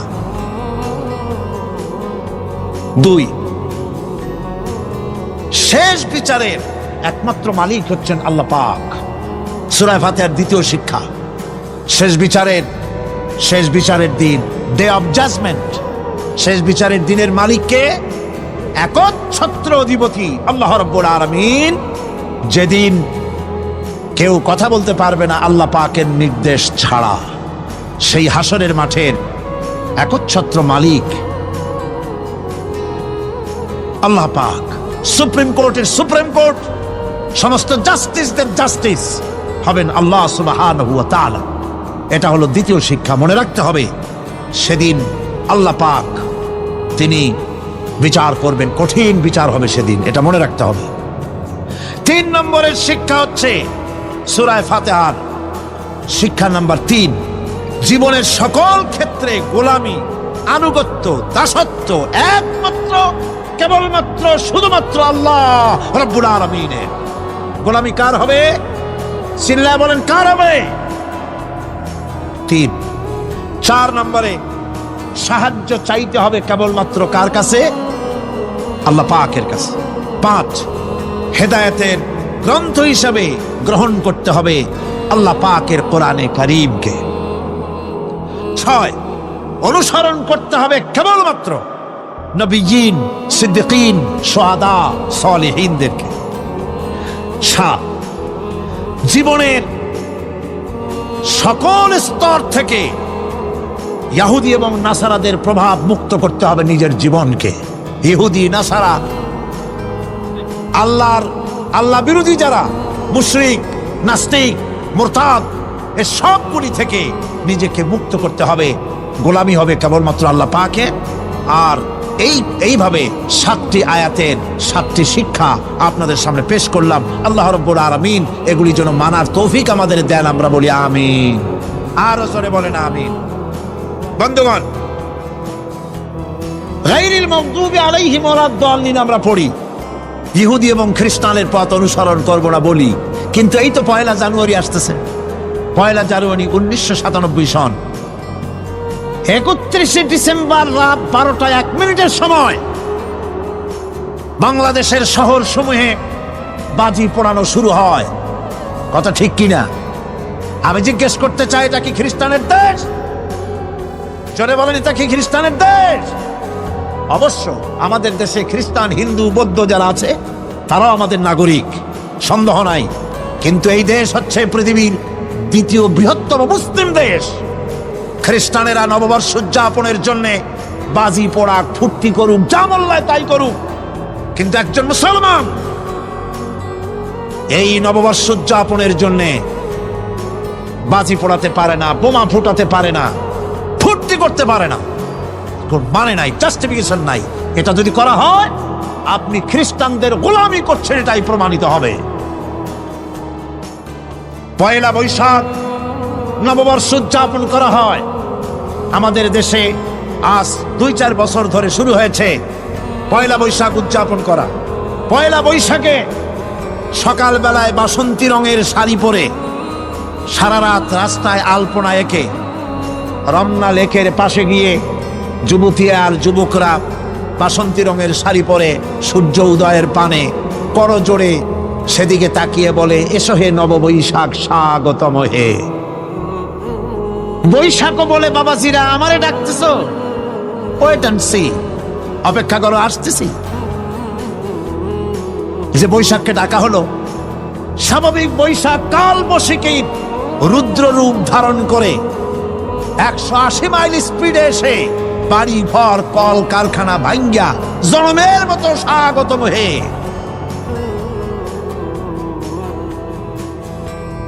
এরপর রাজনৈতিক নেতৃবৃন্দ এবং বুদ্ধিজীবী, ছাত্রছাত্রী, শিক্ষক, 1 শ্রেণীর শিক্ষকবৃন্দ মঙ্গল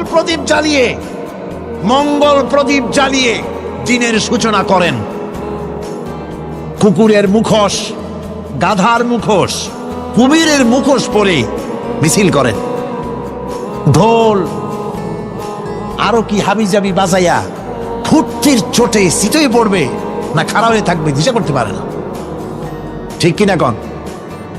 আমি জিজ্ঞেস করি, পয়লা বৈশাখের সাথে উদযাপন, নববর্ষ উদযাপনের সাথে মুখোশ পরার সম্পর্ক কি?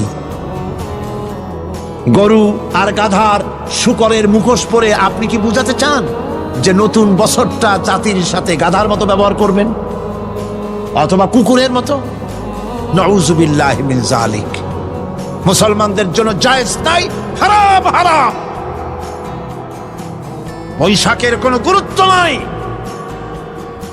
পয়লা বৈশাখ যদি কিছু করতেই হয়, হজরের নামাজ পড়ে, দরুদ পড়ে, তেলাওয়াত করে আল্লাহর কাছে মুসলমানের দোয়া করা দরকার। আল্লাহ, বিগত বছরটা পার করেছি গুনাহ করে, নাফরমানি করে, আগামী বছর আমাদেরকে নেককার বানাও, নামাজি বানাও, চরিত্রবান বানাও, দিনদার বানাও।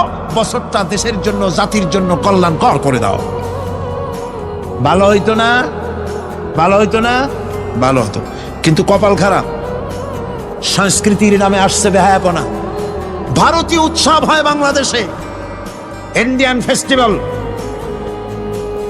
আমি প্রশ্ন করতে চাই সরকারের কাছে, বাংলাদেশের উৎসব ভারতে হয় কিনা? যদি বাংলাদেশের উৎসব ভারতে না হয়, বাংলার মাটিতে ভারতের উৎসব কেন?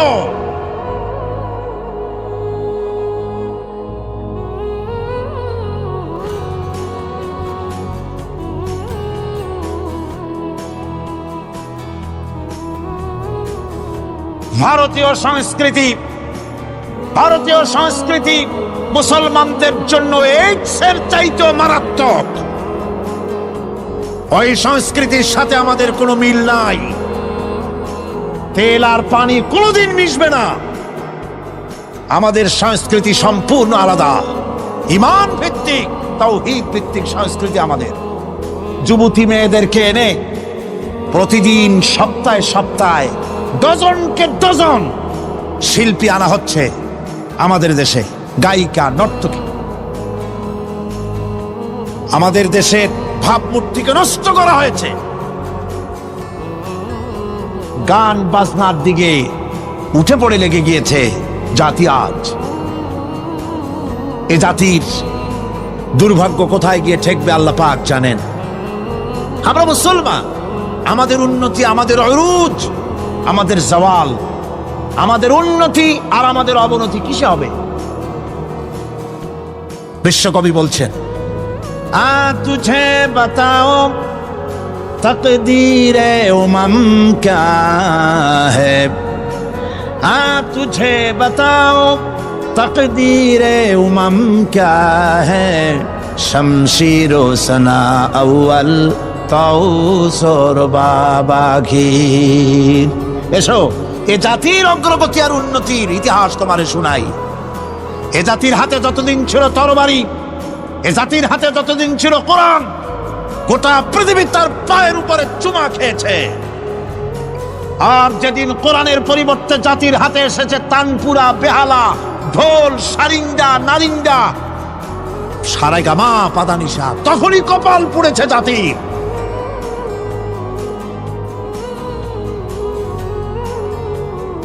আজ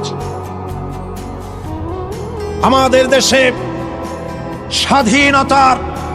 স্বাধীনতার রজত জয়ন্তী উদযাপন হয়েছে শুধু গান আর গান, নাচ আর নাচ। সরকারের কোটি কোটি টাকা খরচ হয়েছে। স্বাধীনতার জন্য তো উৎসব করবই। স্বাধীনতা থাকলে আমরা থাকবো, স্বাধীনতা না থাকলে আমরা গোলাম হয়ে যাব, ঠিক কিনা?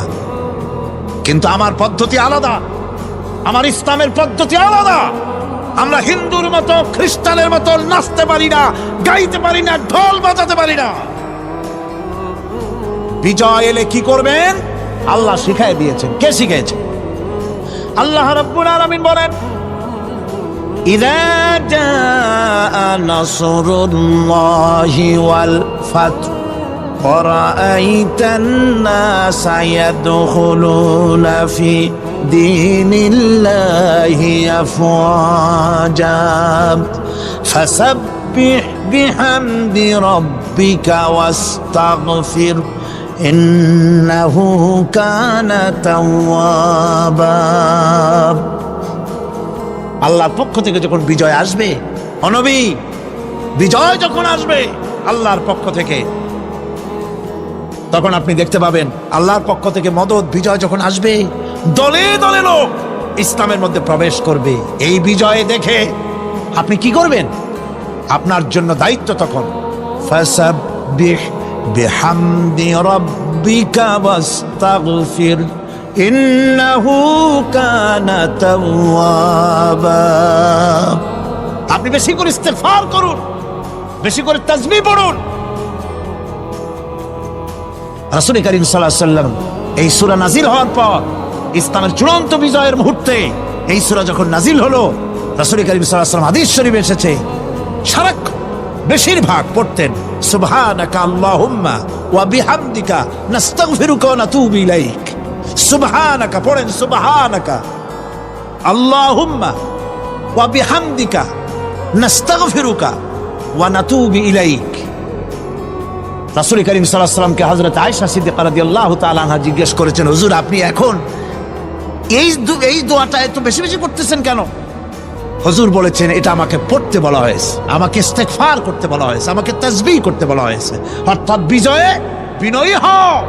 স্বাধীনতা দেন আল্লাহ, টিকায় রাখার মালিকও সে আল্লাহর প্রতি রুজু হতে হবে, মাথা নত করতে হবে। ঢোল বাজাইয়া জাতির স্বাধীনতা রক্ষা করা যাবে না। গানকে নাটক করে ভারতীয় সংস্কৃতির উলঙ্গ বেহায়া নর্তকী এনে বাংলাদেশের স্বাধীনতা রক্ষা করা যাবে না।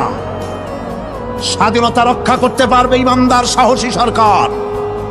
ইমানদার হতে হবে, সাহসী হতে হবে। স্পষ্ট করে ভারতকে জানিয়ে দিতে হবে, বাংলাদেশের বুকের উপর থেকে ট্রানজিট দেওয়া হবে না, হবে না, হবে না। আমাদের চট্টগ্রামে, এই চট্টগ্রামের পোর্টকে থামুন, চট্টগ্রামের বীর চট্টলার পোর্টকে ভারতের জন্য উন্মুক্ত হতে দেওয়া হবে না। এদেশের লক্ষ লক্ষ মানুষের জীবন যেতে পারে, ভারতকে ট্রানজিট দেব না। ভারতকে ট্রানজিট দেওয়ার অর্থ হল ভারতের সেনাবাহিনীকে বাংলাদেশকে ওয়েলকাম করা, ভারতের ডেঙ্গু জ্বর, তাদের এইডস রোগ বাংলাদেশে আমদানি করা, বাংলাদেশকে ভুটান সিকিমের মতো ভারতের গোলাম বানিয়ে দেওয়া। মনে রাখতে হবে 1971, 72 আর 96, 97 এক জিনিস নয়। সুতরাং স্পষ্টভাবে বলতে চাই, ভারতের ইঙ্গিতে কোন আলেমের গায়ে যদি হাত দেওয়া হয় আর ইসলামকে যদি আঘাত করা হয়, দেশ জুড়ে আগুন জ্বলবে, কেউ ঠেকাতে পারবে না।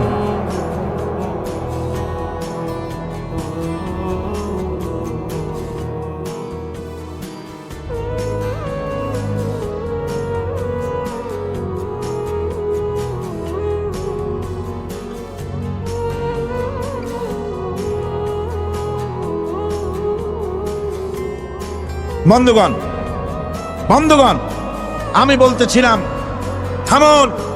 গায়রিল মাগদুবি আলাইহিম ওয়ালাদ-দাল্লিন, খ্রিস্টান, ইহুদি, হিন্দু, মুশরিক কারো অনুসরণ করব না।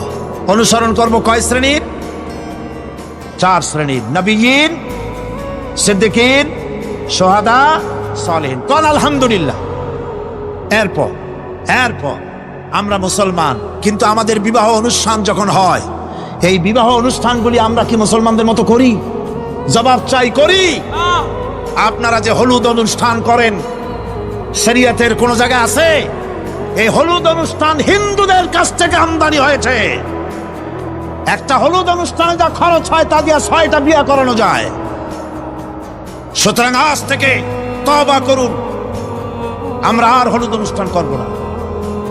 রাজি আছেন? রাজি আছেন? বিবাহের নামে অপসংস্কৃতির জায়গা আমরা করে দিতে পারি না। যৌতুক যেমন হারাম, গত মাহফিলে বলেছি, মনে আছে না? মনে আছে কিনা? যৌতুক যেমন হারাম। যৌতুক কি আপনারা নেবেন নাকি? মেয়েওয়ালাদের উপরে চাপ সৃষ্টি করবেন না, জায়েজ নাই। মেয়েওয়ালারা যদি ইচ্ছে করে কিছু দেয়, নিবেন। আমি তো আশা করেছিলাম যে সংসদ নেত্রী, প্রধানমন্ত্রী মহিলা, বিরোধী দলীয় নেত্রীও মহিলা, সুতরাং মহিলাদের উপরে তাদের দরদের খাতিরেই তারা যৌতুক বিল উত্থাপন করবেন, কিন্তু তারা করেন নাই। তাদের উচিত ছিল যৌতুককে ঝাঁটা মেরে বঙ্গোপসাগরে ফেলে দেওয়া, ওনারা তা করেন নাই। কিন্তু আমি ইনশাআল্লাহ সংসদে যৌতুক বিল জমা দেব ইনশাআল্লাহ। আমি একা অথবা আমরা তিনজন যাই হই, সংসদে আমি কখনো একাকিত্ব ফিল করি না, কারণ আল্লাহ রাব্বুল আলামিন আমার সাথে আছেন। এই যৌতুক বিরোধী বিল উত্থাপন করে যৌতুক বন্ধ করতে হবে। 2 নম্বরের কথা হচ্ছে, মেয়েওয়ালারা তারাও আবার একটা খারাপ কাজ শুরু করেছেন, সেটা হলো বেশি পরিমাণের মহারানা চাপায় দেওয়া। মহারানা এটা শরীয়ত কোনো বান্ধে টান্ধে দেয় নাই। ছেলেপক্ষ যদ্দূর দিতে পারে সেইটা মেয়েওয়ালাদের আন্দাজ থাকা উচিত। অহেতুক যৌতুক, অহেতুক মহারানা চাপায় দিবেন না। এটা একটি ট্র্যাডিশন হয়েছে। 5,55,515 টাকা 1 পয়সা, বাজে কাজ।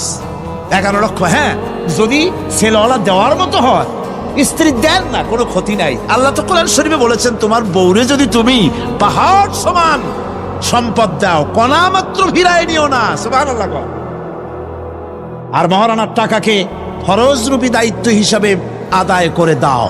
কাজেই যে মহারানা আদায় হতে পারে এই রকমের মহারানা দেওয়া উচিত। অতিরিক্ত চাপায় দিতে পারবে না, কিয়ামতের দিন ওই পুরুষটাকে আল্লাহর দরবারে জেনাকারের কাতারে দাঁড়াতে হবে।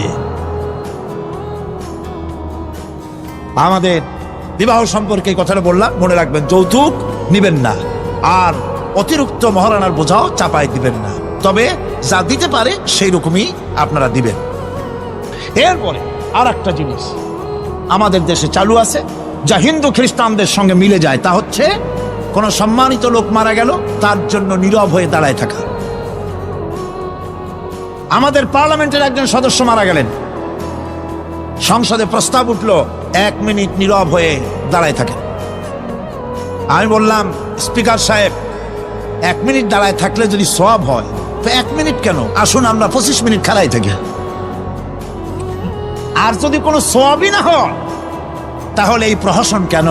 আমরা তো আমাদের মা বাপের কবরের কাছে গিয়া কোনোদিন ভূতের মতো খাড়াই থাকি না, সেখানে তো অবশ্যই আমরা দোয়া দুরূদ পড়ি, ঠিক কিনা? বললাম, স্পিকার সাহেব, আমার মাহফিল যদি হতো তা আমি বলতাম, সূরা ফাতিহা পড়েন, ইখলাস পড়েন, দরুদ শরীফ পড়েন, এটা আপনার মাহফিল, এটার গার্ডিয়ান আপনি, এটার অভিভাবক আপনি। আপনি সকলকে বলেন সূরা ফাতিহা, সূরা ইখলাস পড়তে।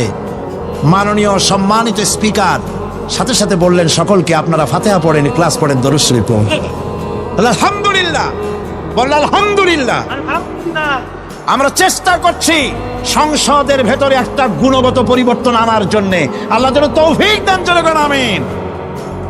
ভাইরা আমার, সুতরাং এই সমস্ত হচ্ছে খ্রিস্টান ইহুদিদের কাস্টমস, তাদের ট্র্যাডিশন, এর সাথে আমাদের কোনো সম্পর্ক নাই। হিন্দুরা খ্রিস্টানেরা কেউ মরে গেলে পরে দাঁড়ায় থাকুক, শুয়ে থাকুক, যেমনি পারে তেমনি করুক, কিন্তু আমি তো মুসলমান, আমি কি? জোরে বলেন, আমরা কি?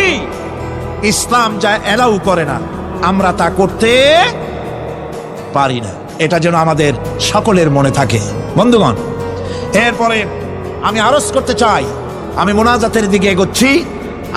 আমি বুঝতে পারছি মানুষের প্রচন্ড কষ্ট হচ্ছে, মা বোনদের, ভাইয়েদের। এরপরে যে কথাটি আমি বলতে চাই সেটা হলো, বাংলাদেশ হচ্ছে ইসলামের ঘাঁটি, ইসলামের দুর্জয় ঘাঁটি। কেউ কেউ তো বলেন যে বাংলাদেশের ফাইল আল্লাহ নিজে ড্রিল করেন। আল্লাহ সব জায়গায় করেন, সবটাই আল্লাহর কাছে। এ কথা কেন বলে? আমি তার যুক্তি খুঁজে পেয়েছি। সে যুক্তি হলো এই জমিনে ইসলামের বিরুদ্ধে, আল্লাহর বিরুদ্ধে, আলেমদের বিরুদ্ধে, পীরদের বিরুদ্ধে কেউ বেয়াদবি করে জমিনের উপরে কল্লা দেহের সাথে রাখতে পারে নাই। কথা ঠিক কিনা? সুতরাং বেয়াদবি করার সাহস কারো সিনার ভিতরে যেন না আসে। আমাদের এই দেশে আল্লাহর দ্বীন কায়েম করতে হবে, জমিন আল্লাহর। আমি জিজ্ঞেস করতে চাই, এই লক্ষ লক্ষ জনতার কাছে জমিন কার? আমি খুশি হইতে পারলাম না। আপনারা আল্লাহর নামটা কি জোরে নিছিলেন? গায়ে যত শক্তি আছে ওই শক্তি দিয়ে আল্লাহর নামটা নিছিলেন? যদি না নিয়ে থাকেন, সবটা শক্তি নিয়ে আপনারা বলেন জমিন কার? আরো জোরে বলতে হবে, জমিন কার? আকাশ কার, বাতাস কার, এ মানব গোষ্ঠী কার, আইন চলবে কার? সুতরাং আল্লাহর আইনের উল্টা ধর্মনিরপেক্ষতাবাদ, জাতীয়তাবাদ, পুঁজিবাদ, সমাজতন্ত্র মানি না, মানি না, মানি না।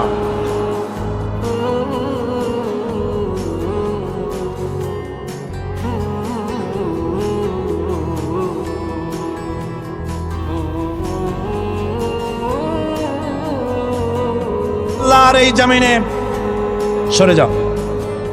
আল্লাহর এই জমিনে প্রয়োজন হচ্ছে আল্লাহর দ্বীন প্রতিষ্ঠার জন্য ঐক্যবদ্ধ প্রচেষ্টা।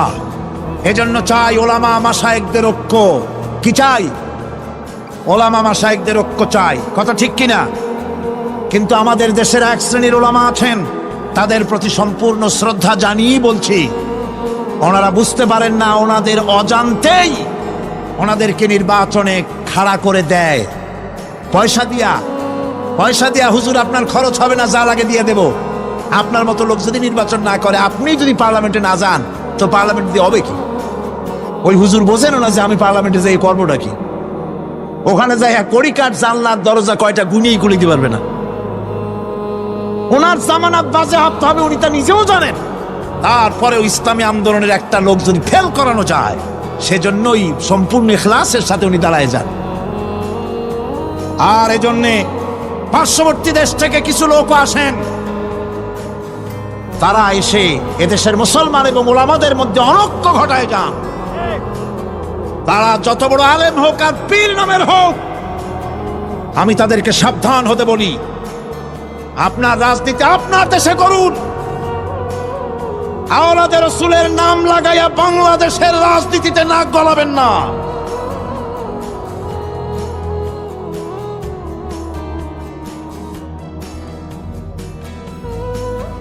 ওলামাদের এক হতে হবে। আমি ওলামায়ে কেরামদের খেদমতে আরজ করি, যদি এক আমরা না হতে পারি, দ্বীন প্রতিষ্ঠা হবে না। কিয়ামতে আল্লাহর কাছে দায়ী হতে হবে। জনগণের কোনো দোষ নাই। জনগণের দোষ আছে?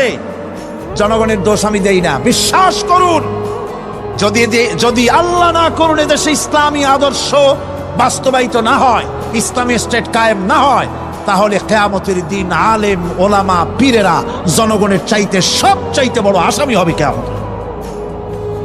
আল্লাহ পাক এ জাতির ওলামাদের, এ জাতির রাহবরদেরকে ঐক্যবদ্ধ হওয়ার তৌফিক দান করুন। ওনারা যত ফতোয়া দেন, সমস্ত ফতোয়া ইসলামী আন্দোলনের বিরুদ্ধে। মদখোরের কাছ থেকে টাকা নিতে আপত্তি নাই, নিজের মঞ্চে জেনাকার খুনি মদখোরকে নিয়ে এক প্ল্যাটফর্মে বসে বক্তৃতা করতে আপত্তি নাই, কিন্তু ইসলামী আন্দোলনের লোককে মঞ্চে টাকা দেয় না। সমস্ত ফতোয়া ইসলামী আন্দোলনের বিরুদ্ধে তারা দেন। আমি তাদেরকে অনুরোধ করব, আসুন, ঐক্যবদ্ধ হওয়া ছাড়া পথ নাই আল্লাহর দ্বীন প্রতিষ্ঠার জন্য। আর মনে রাখবেন, আপনারা যে ষড়যন্ত্রের শিকারে পরিণত হয়েছেন, যদি দ্বীন প্রতিষ্ঠা না হয়, আর তারা যে স্বপ্ন দেখছে, ইন্ডিয়া এবং তার অনুসারীরা নাস্তিকরা যে স্বপ্ন দেখছে, তা যদি বাস্তবায়িত হয়, কে জামাত করে, কে শিবির করে, কে ফুরফুরার মুরিদ, কে সরসিনার মুরিদ, কে অমুক ইন্ডিয়ার পীর সাহেবের মুরিদ, পাকিস্তান পীর সাহেবের মুরিদ, এগুলা তালাশ করা হবে না। হবে? ওই যে রাশিয়া এসে ঢুকছিল কোথায়? আফগানিস্তানে। সেইখানে সব আলেম ওলামারা জঙ্গলে যাই এক হইল। ওই যে একজন বলছিল যে আমি গেলাম, আমার ছেলে গেল তার মামু বাড়ি, মাইয়া গেল তার নানা বাড়ি, বউ গেল তার বাপের বাড়ি, আমি গেলাম আমার শ্বশুর বাড়ি। যাই দেখি সব এক জায়গায়। এই লোকগুলি আলেম ওলামা পীর বুজুর্গ সব কিয়া পাহাড়ের মধ্যে এক জায়গায় হয়েছে। হায় হায়, সুন্নি, কড়া সুন্নি, গোলাপি সুন্নি, ওহাবি, ঠান্ডা সুন্নি, তারপরে দেওবন্দি, সব এক জায়গায়। হায় হায়, কি সর্বনাশটা করলাম! যদি ঐক্য থাকতাম, তাহলে কি আলাসি আমাদের উপরে হামলা হতে পারতো, করতে পারতো? চোখের পানি ফেললো, কাঁদলো, একে অপরকে জড়ায় ধরল।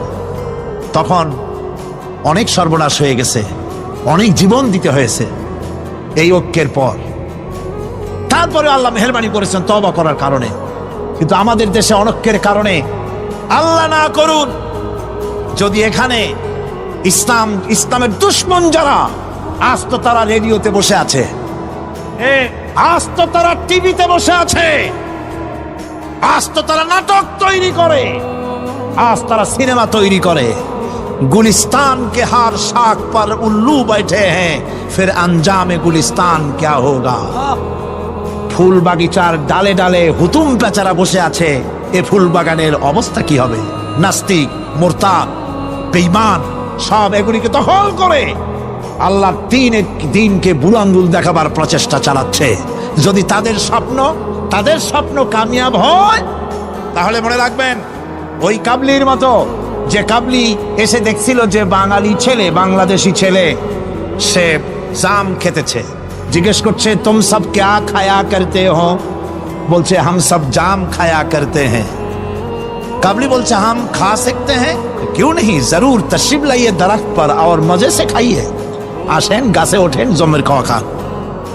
কাবলি উঠছে, এখন ও তো আর বোঝে না যে কোনটা ভালো লাগবে, কাঁচা পাকা যা পায় তাই খায়, মুখ কেসে কষে ভরিয়া কয় এ তো মজা লাগে না, মজা লাগবে কোনটা, কেমনে কি তোমরা খাও কেমনে?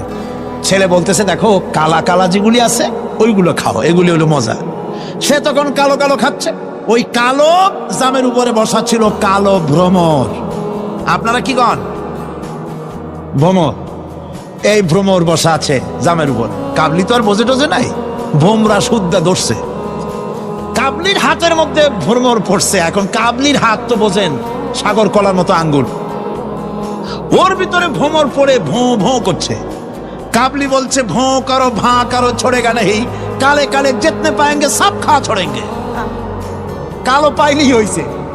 সুতরাং ইসলাম বিরোধীরা যদি সুযোগ পেয়ে যায়, দেওবন্দি মাদ্রাসায় কে পাশ করেছো, পটিয়াকে, হাটহাজারীকে, ফুরফুরাকে, সরসিনাকে, দেওবন্দিকে, আলিয়াকে দেখা হবে না, পাইকারি দরে দাড়ি টুপি ধরে ধরে হত্যা করা হবে।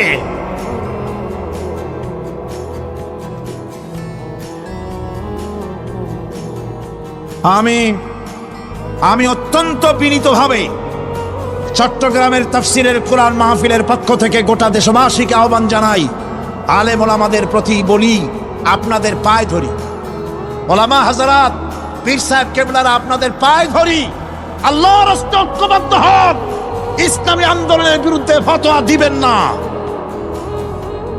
এটি আত্মঘাতী কাজ, নিজেদের সর্বনাশ নিজেরা করছেন, নিজেদের পায়ে নিজেরা কুড়াল মারতেছেন। এরপরে আমি যুবকদের জন্য বলবো, যুবকরা তোমরা যারা মাহফিলে এসেছো, মাহফিলে যুবকরাই বেশি আসে আলহামদুলিল্লাহ। এই জন্য মাহফিলে লোক ঠেকাবার জন্য কত যে চেষ্টা, তাদের চেষ্টার কোনো অবধি নাই। এই আমার বিরুদ্ধে 1989-90 দুইটা বছর যা জ্বালানো হয়েছে, যেখানে যাই, আমি যাওয়ার আগেই হযরত হরতাল শরীফ আইসে হাজির, 144 ধারা হাজির। তো মাবুদের মেহেরবানি, জনগণ কোরআনের পাগল, বাংলাদেশের জনগণ যেখানে 144 দিয়েছে সরকার, জনগণ সেখানে 288 বানায় দিছে। এক পত্রিকায় দেখলাম সেখানে লিখেছে হরতালও সফল, তাফসিরও সফল। তা আবার কেমনে? তারপরে দেখলাম উনি নিজেই লিখছেন, তিনি আবার এখনকার সরকারের একজন মন্ত্রীও, প্রতিমন্ত্রী। তিনি লিখছেন সেখানে যে সাইদি যেখানে যায় হরতালের ডাক দেওয়া হয়। তো হরতালের ডাক দেওয়া হলো পরে স্কুল বন্ধ, কলেজ বন্ধ, মাদ্রাসা বন্ধ, দোকানপাট বন্ধ, কারখানা বন্ধ, সন্ধ্যার দিকে কারো কোনো কাজ নাই, সব তাফসিরে হাজির। তো দুটোই সফল হলো। কোরআনের পাগল থেকে, কোরআনের পাগলদেরকে কোরআন থেকে বঞ্চিত করা, দূরে রাখা ওদের সবচাইতে বড় ভয়। বুড়ারা ওরাই যাবে মাহফিলে, যুবকরা যায় কেন? ওদের চিন্তা যে আমাদের পুকুরের জিয়ানো মাছগুলি সব তো নিয়ে গেল, ঠেকাইতে পারবে না। এই যুবকদের শরীরের ভিতরে রক্ত কার? না না, আল্লাহর রক্ত না, আন্দাজে কথা কইেন না। এই যুবকদের মধ্যে রক্ত হিন্দুর রক্ত নাই, সূর্য সেনের এক ফোঁটা রক্ত নাই, রবীন্দ্রনাথের রক্ত নাই। এ কোটি কোটি মুসলমান যুবকের ভেতরে রয়েছে শাহ মখদুম, শাহ আমানতের রক্ত, হাজী শরিয়তুল্লাহর রক্ত রয়েছে, হাজী নিসারউদ্দিনের রক্ত, তিতুমীরের রক্ত রয়েছে, সুতরাং এই মুসলমান যুবকদেরকে ইসলামের রাস্তা থেকে সরিয়ে দেওয়া যাবে না। যুবকদের বলি, আল্লাহর দ্বীন কায়েমের জন্য ঐক্যবদ্ধ হতে হবে। বাংলাদেশ আল্লাহর জমিন, কোরআনের আইন এখানে প্রতিষ্ঠার জন্য যুবকদের বলি, ইসলাম শেখো, কোরআন শেখো, চরিত্র বানাও। When character is lost, everything is lost. চরিত্রই যখন হারাবে, তখন তোমার কাছে হারাবার মতো আর কোনো জিনিস বাকি থাকবে না। চরিত্রকে বলবৎ রাখবে। চরিত্র হলো সবচাইতে মানুষ হওয়ার জন্য চরিত্র শ্রেষ্ঠ জিনিস। এই চরিত্রকে তোমরা হেফাজত করবে, 5 ওয়াক্ত নামাজ পড়বে, ওয়াকুনু মা'আস সাদিকিন, সত্যবাদীদের সাথে থাকবে। যারা ইসলামের আন্দোলন করে তাদের সাথী হও, তাদের কর্মী হও। আল্লাহ রাব্বুল আলামিন তোমাদেরকে যুগের খালিদ বিন ওলীদ আল্লাহ বানায় দিবেন।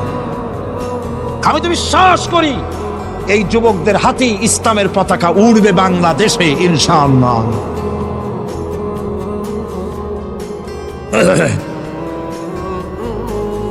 এই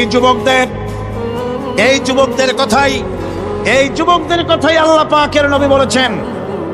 নবীজি বলেছেন, কিয়ামতের দিন যেদিন কোনো ছায়া থাকবে না, আল্লাহর আরশ ব্যতীত আরশের ছায়া ছাড়া কোনো ছায়া থাকবে না, ওই দিন আরশের নিচে 7 শ্রেণীর লোকেরা জায়গা পাবে। ওর ভিতরে হবে এক শ্রেণী হবে ওয়াশাবুন নাশা ফি ইবাদাতিল্লাহ, ওইসব যুবক যারা রাত কাটিয়েছে আল্লাহর ইবাদত করে, চোখের পানি ফেলেছে, তাদের জন্য জান্নাত যুবকদের জন্য। আমি আগেও বলেছি, বুড়োরা কেউ ভেস্তে যাবে না, চিন্তা করে কোনো লাভ নাই। কালো মানুষ আর বুড়া মানুষ ভেস্তে যাবে না, কোন মৌলভী সাহেবের ফতোয়া নয়, স্বয়ং রাসূলুল্লাহ বলছেন। এখন তো বুড়া মানুষেরা মহা মুসিবতে পড়ছেন, আমিও আপনাদের দলে, চিন্তার কারণ নাই। রাসূলুল্লাহ বলেছেন, বুড়া কালো মানুষ কান্দো না, কান্দার কোনো দরকার নাই। তুমি যখন বেহেশতে যাবে তুমি বুড়া থাকবে না, আল্লাহ জওয়ান বানায় দিবেন। কালো মানুষ কালো থাকবে না, জান্নাতে যাওয়ার সময় আল্লাহ পাক পূর্ণিমার চাঁদের চাইতেও সুন্দর বানায় দিবেন। সুতরাং যুবকেরা, বেহেশত তোমাদের জন্য, এই বেহেশতের জন্য তৈরি হও, জান্নাতে যাওয়ার জন্য তৈরি হও। এই দুনিয়ার নারী বাড়ি গাড়ি তুচ্ছ আল্লাহর জান্নাতের সামনে। সাহাবায়ে কেরাম জীবন দিয়েছেন জান্নাতের আশায়। সেই জান্নাতের আশা জাহান্নামের ভয় আর জান্নাতে যাওয়ার লোভ প্রত্যেকটি যুবকের রক্তের ফোঁটায় ফোঁটায় আল্লাহ ঢুকায় দিক। যুবতী মেয়েদেরকে বলবো, ছাত্রী যারা এসেছেন মহিলাদের মধ্যে, এদেশে ইসলামী ছাত্রী সংস্থা নামে একটি সংস্থা আছে। মেয়েদেরকে দ্বীন শিখায় তারা। যেখানে মেয়েরা তাদের সতীত্ব বজায় রাখতে পারে না, দ্বীন শিখতে পারে না, সেখানে কলেজে, বিশ্ববিদ্যালয়, হাই স্কুলে ইসলামী ছাত্রী সংস্থা একটা নিয়ামত। জোরে কোন আলহামদুলিল্লাহ। সব ভাইদেরকে আর মায়েদেরকে বলবো, আপনারা আপনাদের মেয়েদেরকে ছাত্রী সংস্থার সাথে দ্বীন শেখার জন্য, ঈমান শেখার জন্য, চরিত্র শেখার জন্য আপনি তাকে দিয়ে দেন। 1 বছর 6 মাস পরে ওই মেয়েকে দেখলে আপনার চোখ ঠান্ডা হয়ে যাবে। আলহামদুলিল্লাহ, দিনদার হবে, নামাজি হবে, পরেজগার হবে। এরপরে যুবকদের কথা বললাম, যুবতী মেয়েদের কথা বললাম, এখন বলবো আমি সরকারি অফিসারদের কথা। সরকারি অফিসার যারা, প্রশাসনিক দায়িত্বশীল যারা, তারা হচ্ছেন আমাদের সবচেয়ে নিকটতম লোক। তারা জনগণের খেদমত করছেন। আলহামদুলিল্লাহ কর, সকলে কোন আলহামদুলিল্লাহ। আমি দোয়া করি তাফসীরের মাহফিলের পক্ষ থেকে সরকারি অফিসার যারা, ম্যাজিস্ট্রেট আছেন, জজ আছেন, ডিসি আছেন, এনডিসি আছেন, এডিসি আছেন, টিএনও আছেন, সর্বস্তরের সচিব থেকে শুরু করে দারোগা পর্যন্ত সর্বস্তরের প্রশাসনিক দায়িত্বশীল ব্যক্তিবর্গকে আল্লাহ রাব্বুল আলামিন ঈমানি যোগ্যতার সাথে সরকারি দায়িত্ব পালনের তৌফিক দিন।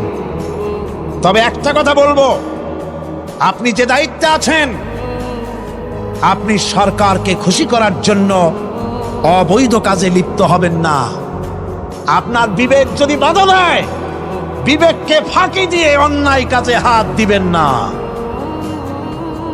এক শ্রেণীর লোক আছে, যে সরকার আছে সেই সরকার কি বলে আপনার জন্য আমরা তো অপেক্ষা করতেছিলাম। এরা হলো বীরবলের মতো। সম্রাট আকবরের নাম মনে আছেন আপনাদের? তার কত রত্ন ছিল দেখছেন? কেউ কয় 5 রত্ন, কেউ কয় 6 রত্ন। ইতিহাস ভুলবেন না, ইতিহাস মনে রেখেন। নবরত্নের 1 রত্ন ছিল, নাম হলো বীরবল।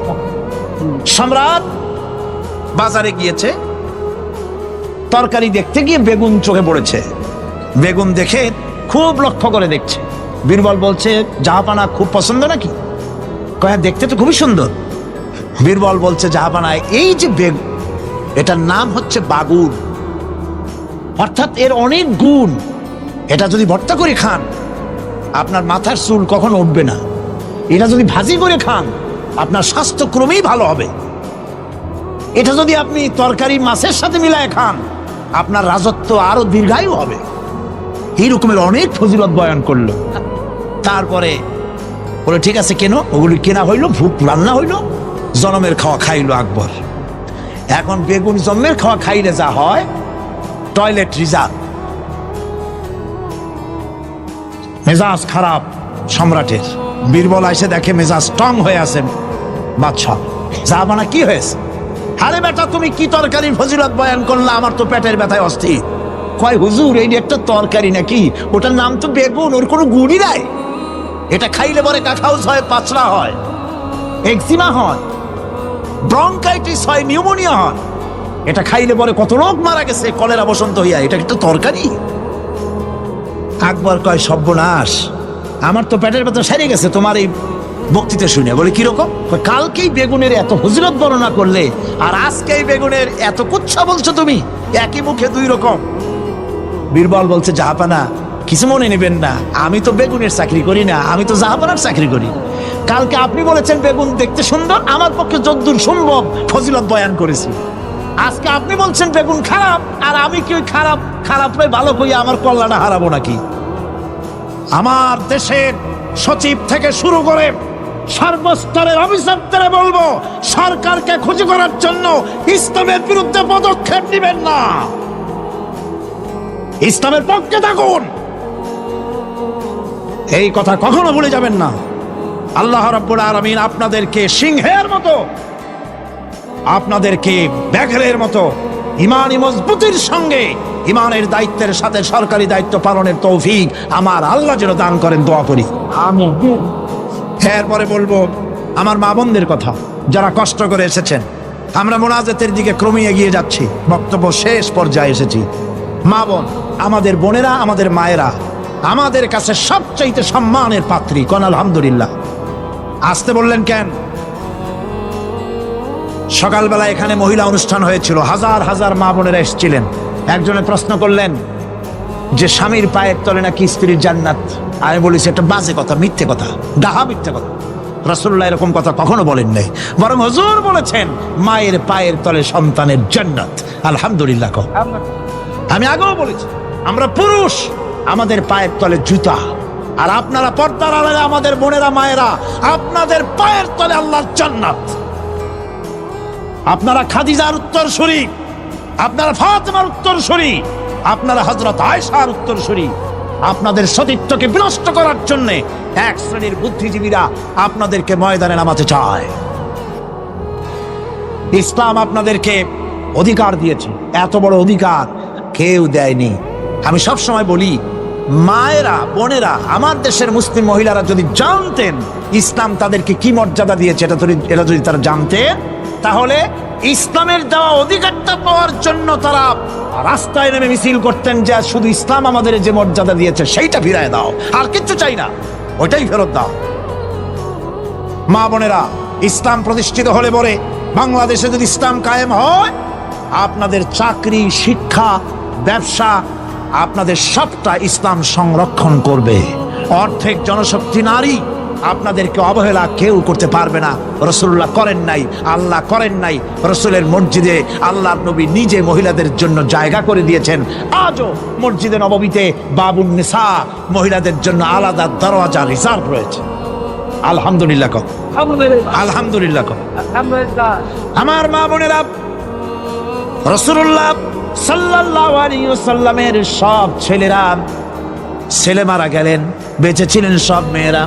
এমন একটা হাদিস খুঁজে পাওয়া যাবে না যে আল্লাহর নবী দোয়া করে বলেছিলেন, আল্লাহ ছেলে মরে গেল, আমার একটা ছেলে দাও।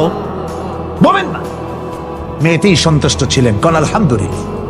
আমার হুজুর বলেছেন, বিদেশে যাবে, বাজারে যাবে, কিছু না কিছু উপহার সামগ্রী বাড়ি কিনে নিয়ে যেও, আর ঘরের মধ্যে ঢুকে প্রথমেই দিবে মেয়েকে দিয়ে দেওয়া শুরু করবা। সুবহানাল্লাহ কইতে ইচ্ছা করে না মিয়ারা? প্রথমে কারে দিবা? মনে রাখবেন আপনারাও, প্রথমে মেয়েকে দিবেন, প্রথমে মেয়েকে দিবেন, মেয়েকে যত্ন করবেন। অনেক কপাল পোড়া পুরুষ আছে, বারবার মেয়ে হয় দেখে মুখটা কালো হয়ে যায়, বউকে তালাক পর্যন্ত দেয়। এগুলি জাহিল। মেয়ে নিয়ামত, মেয়ে কি নিয়ামত। মেয়েদেরকে সম্মান করুন, মেয়ে জাতিকে সম্মান করুন। পত্র পত্রিকায় দেখি স্কুল যখন ছুটি হবে, girls school, girls high school, girls college ছুটি হবে যখন, বা ক্লাস শুরু হবে যখন, রাস্তার পাশে এক শ্রেণীর বখাটে ছেলেরা গিয়ে দাঁড়ায় থাকে, শীষ দেয়, বাজে কথা বলে। আশ্চর্য কথা, তুমি কি তোমার এক মায়ের পেটে আসনি? তোমার মা নাই, তোমার বোন নাই, তুমি অন্য মেয়েদের দিকে তাকায় তাকে উত্ত্যক্ত করো, তোমার লজ্জা করে না?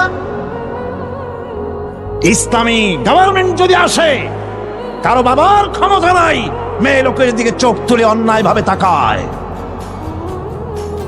আজ এসিড মারে, কোনো শাস্তি হয় না। ইসলামী গভর্নমেন্ট আসতে পরে এসিড মারা তো দূরের কথা, শীষ কেউ দিতে পারবে না, উত্ত্যক্ত করতে পারবে না।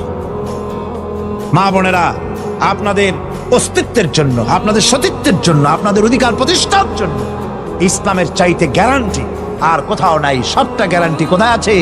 ইসলাম। সুতরাং সমস্ত পুরুষদের বলবো, নারী জাতিকে সম্মান করার জন্য। নারী জাতিকে আল্লাহ পাক সম্মান দিয়েছেন, রাসূল করিম সাল্লাল্লাহু আলাইহি ওয়াসাল্লাম সম্মান দিয়েছেন।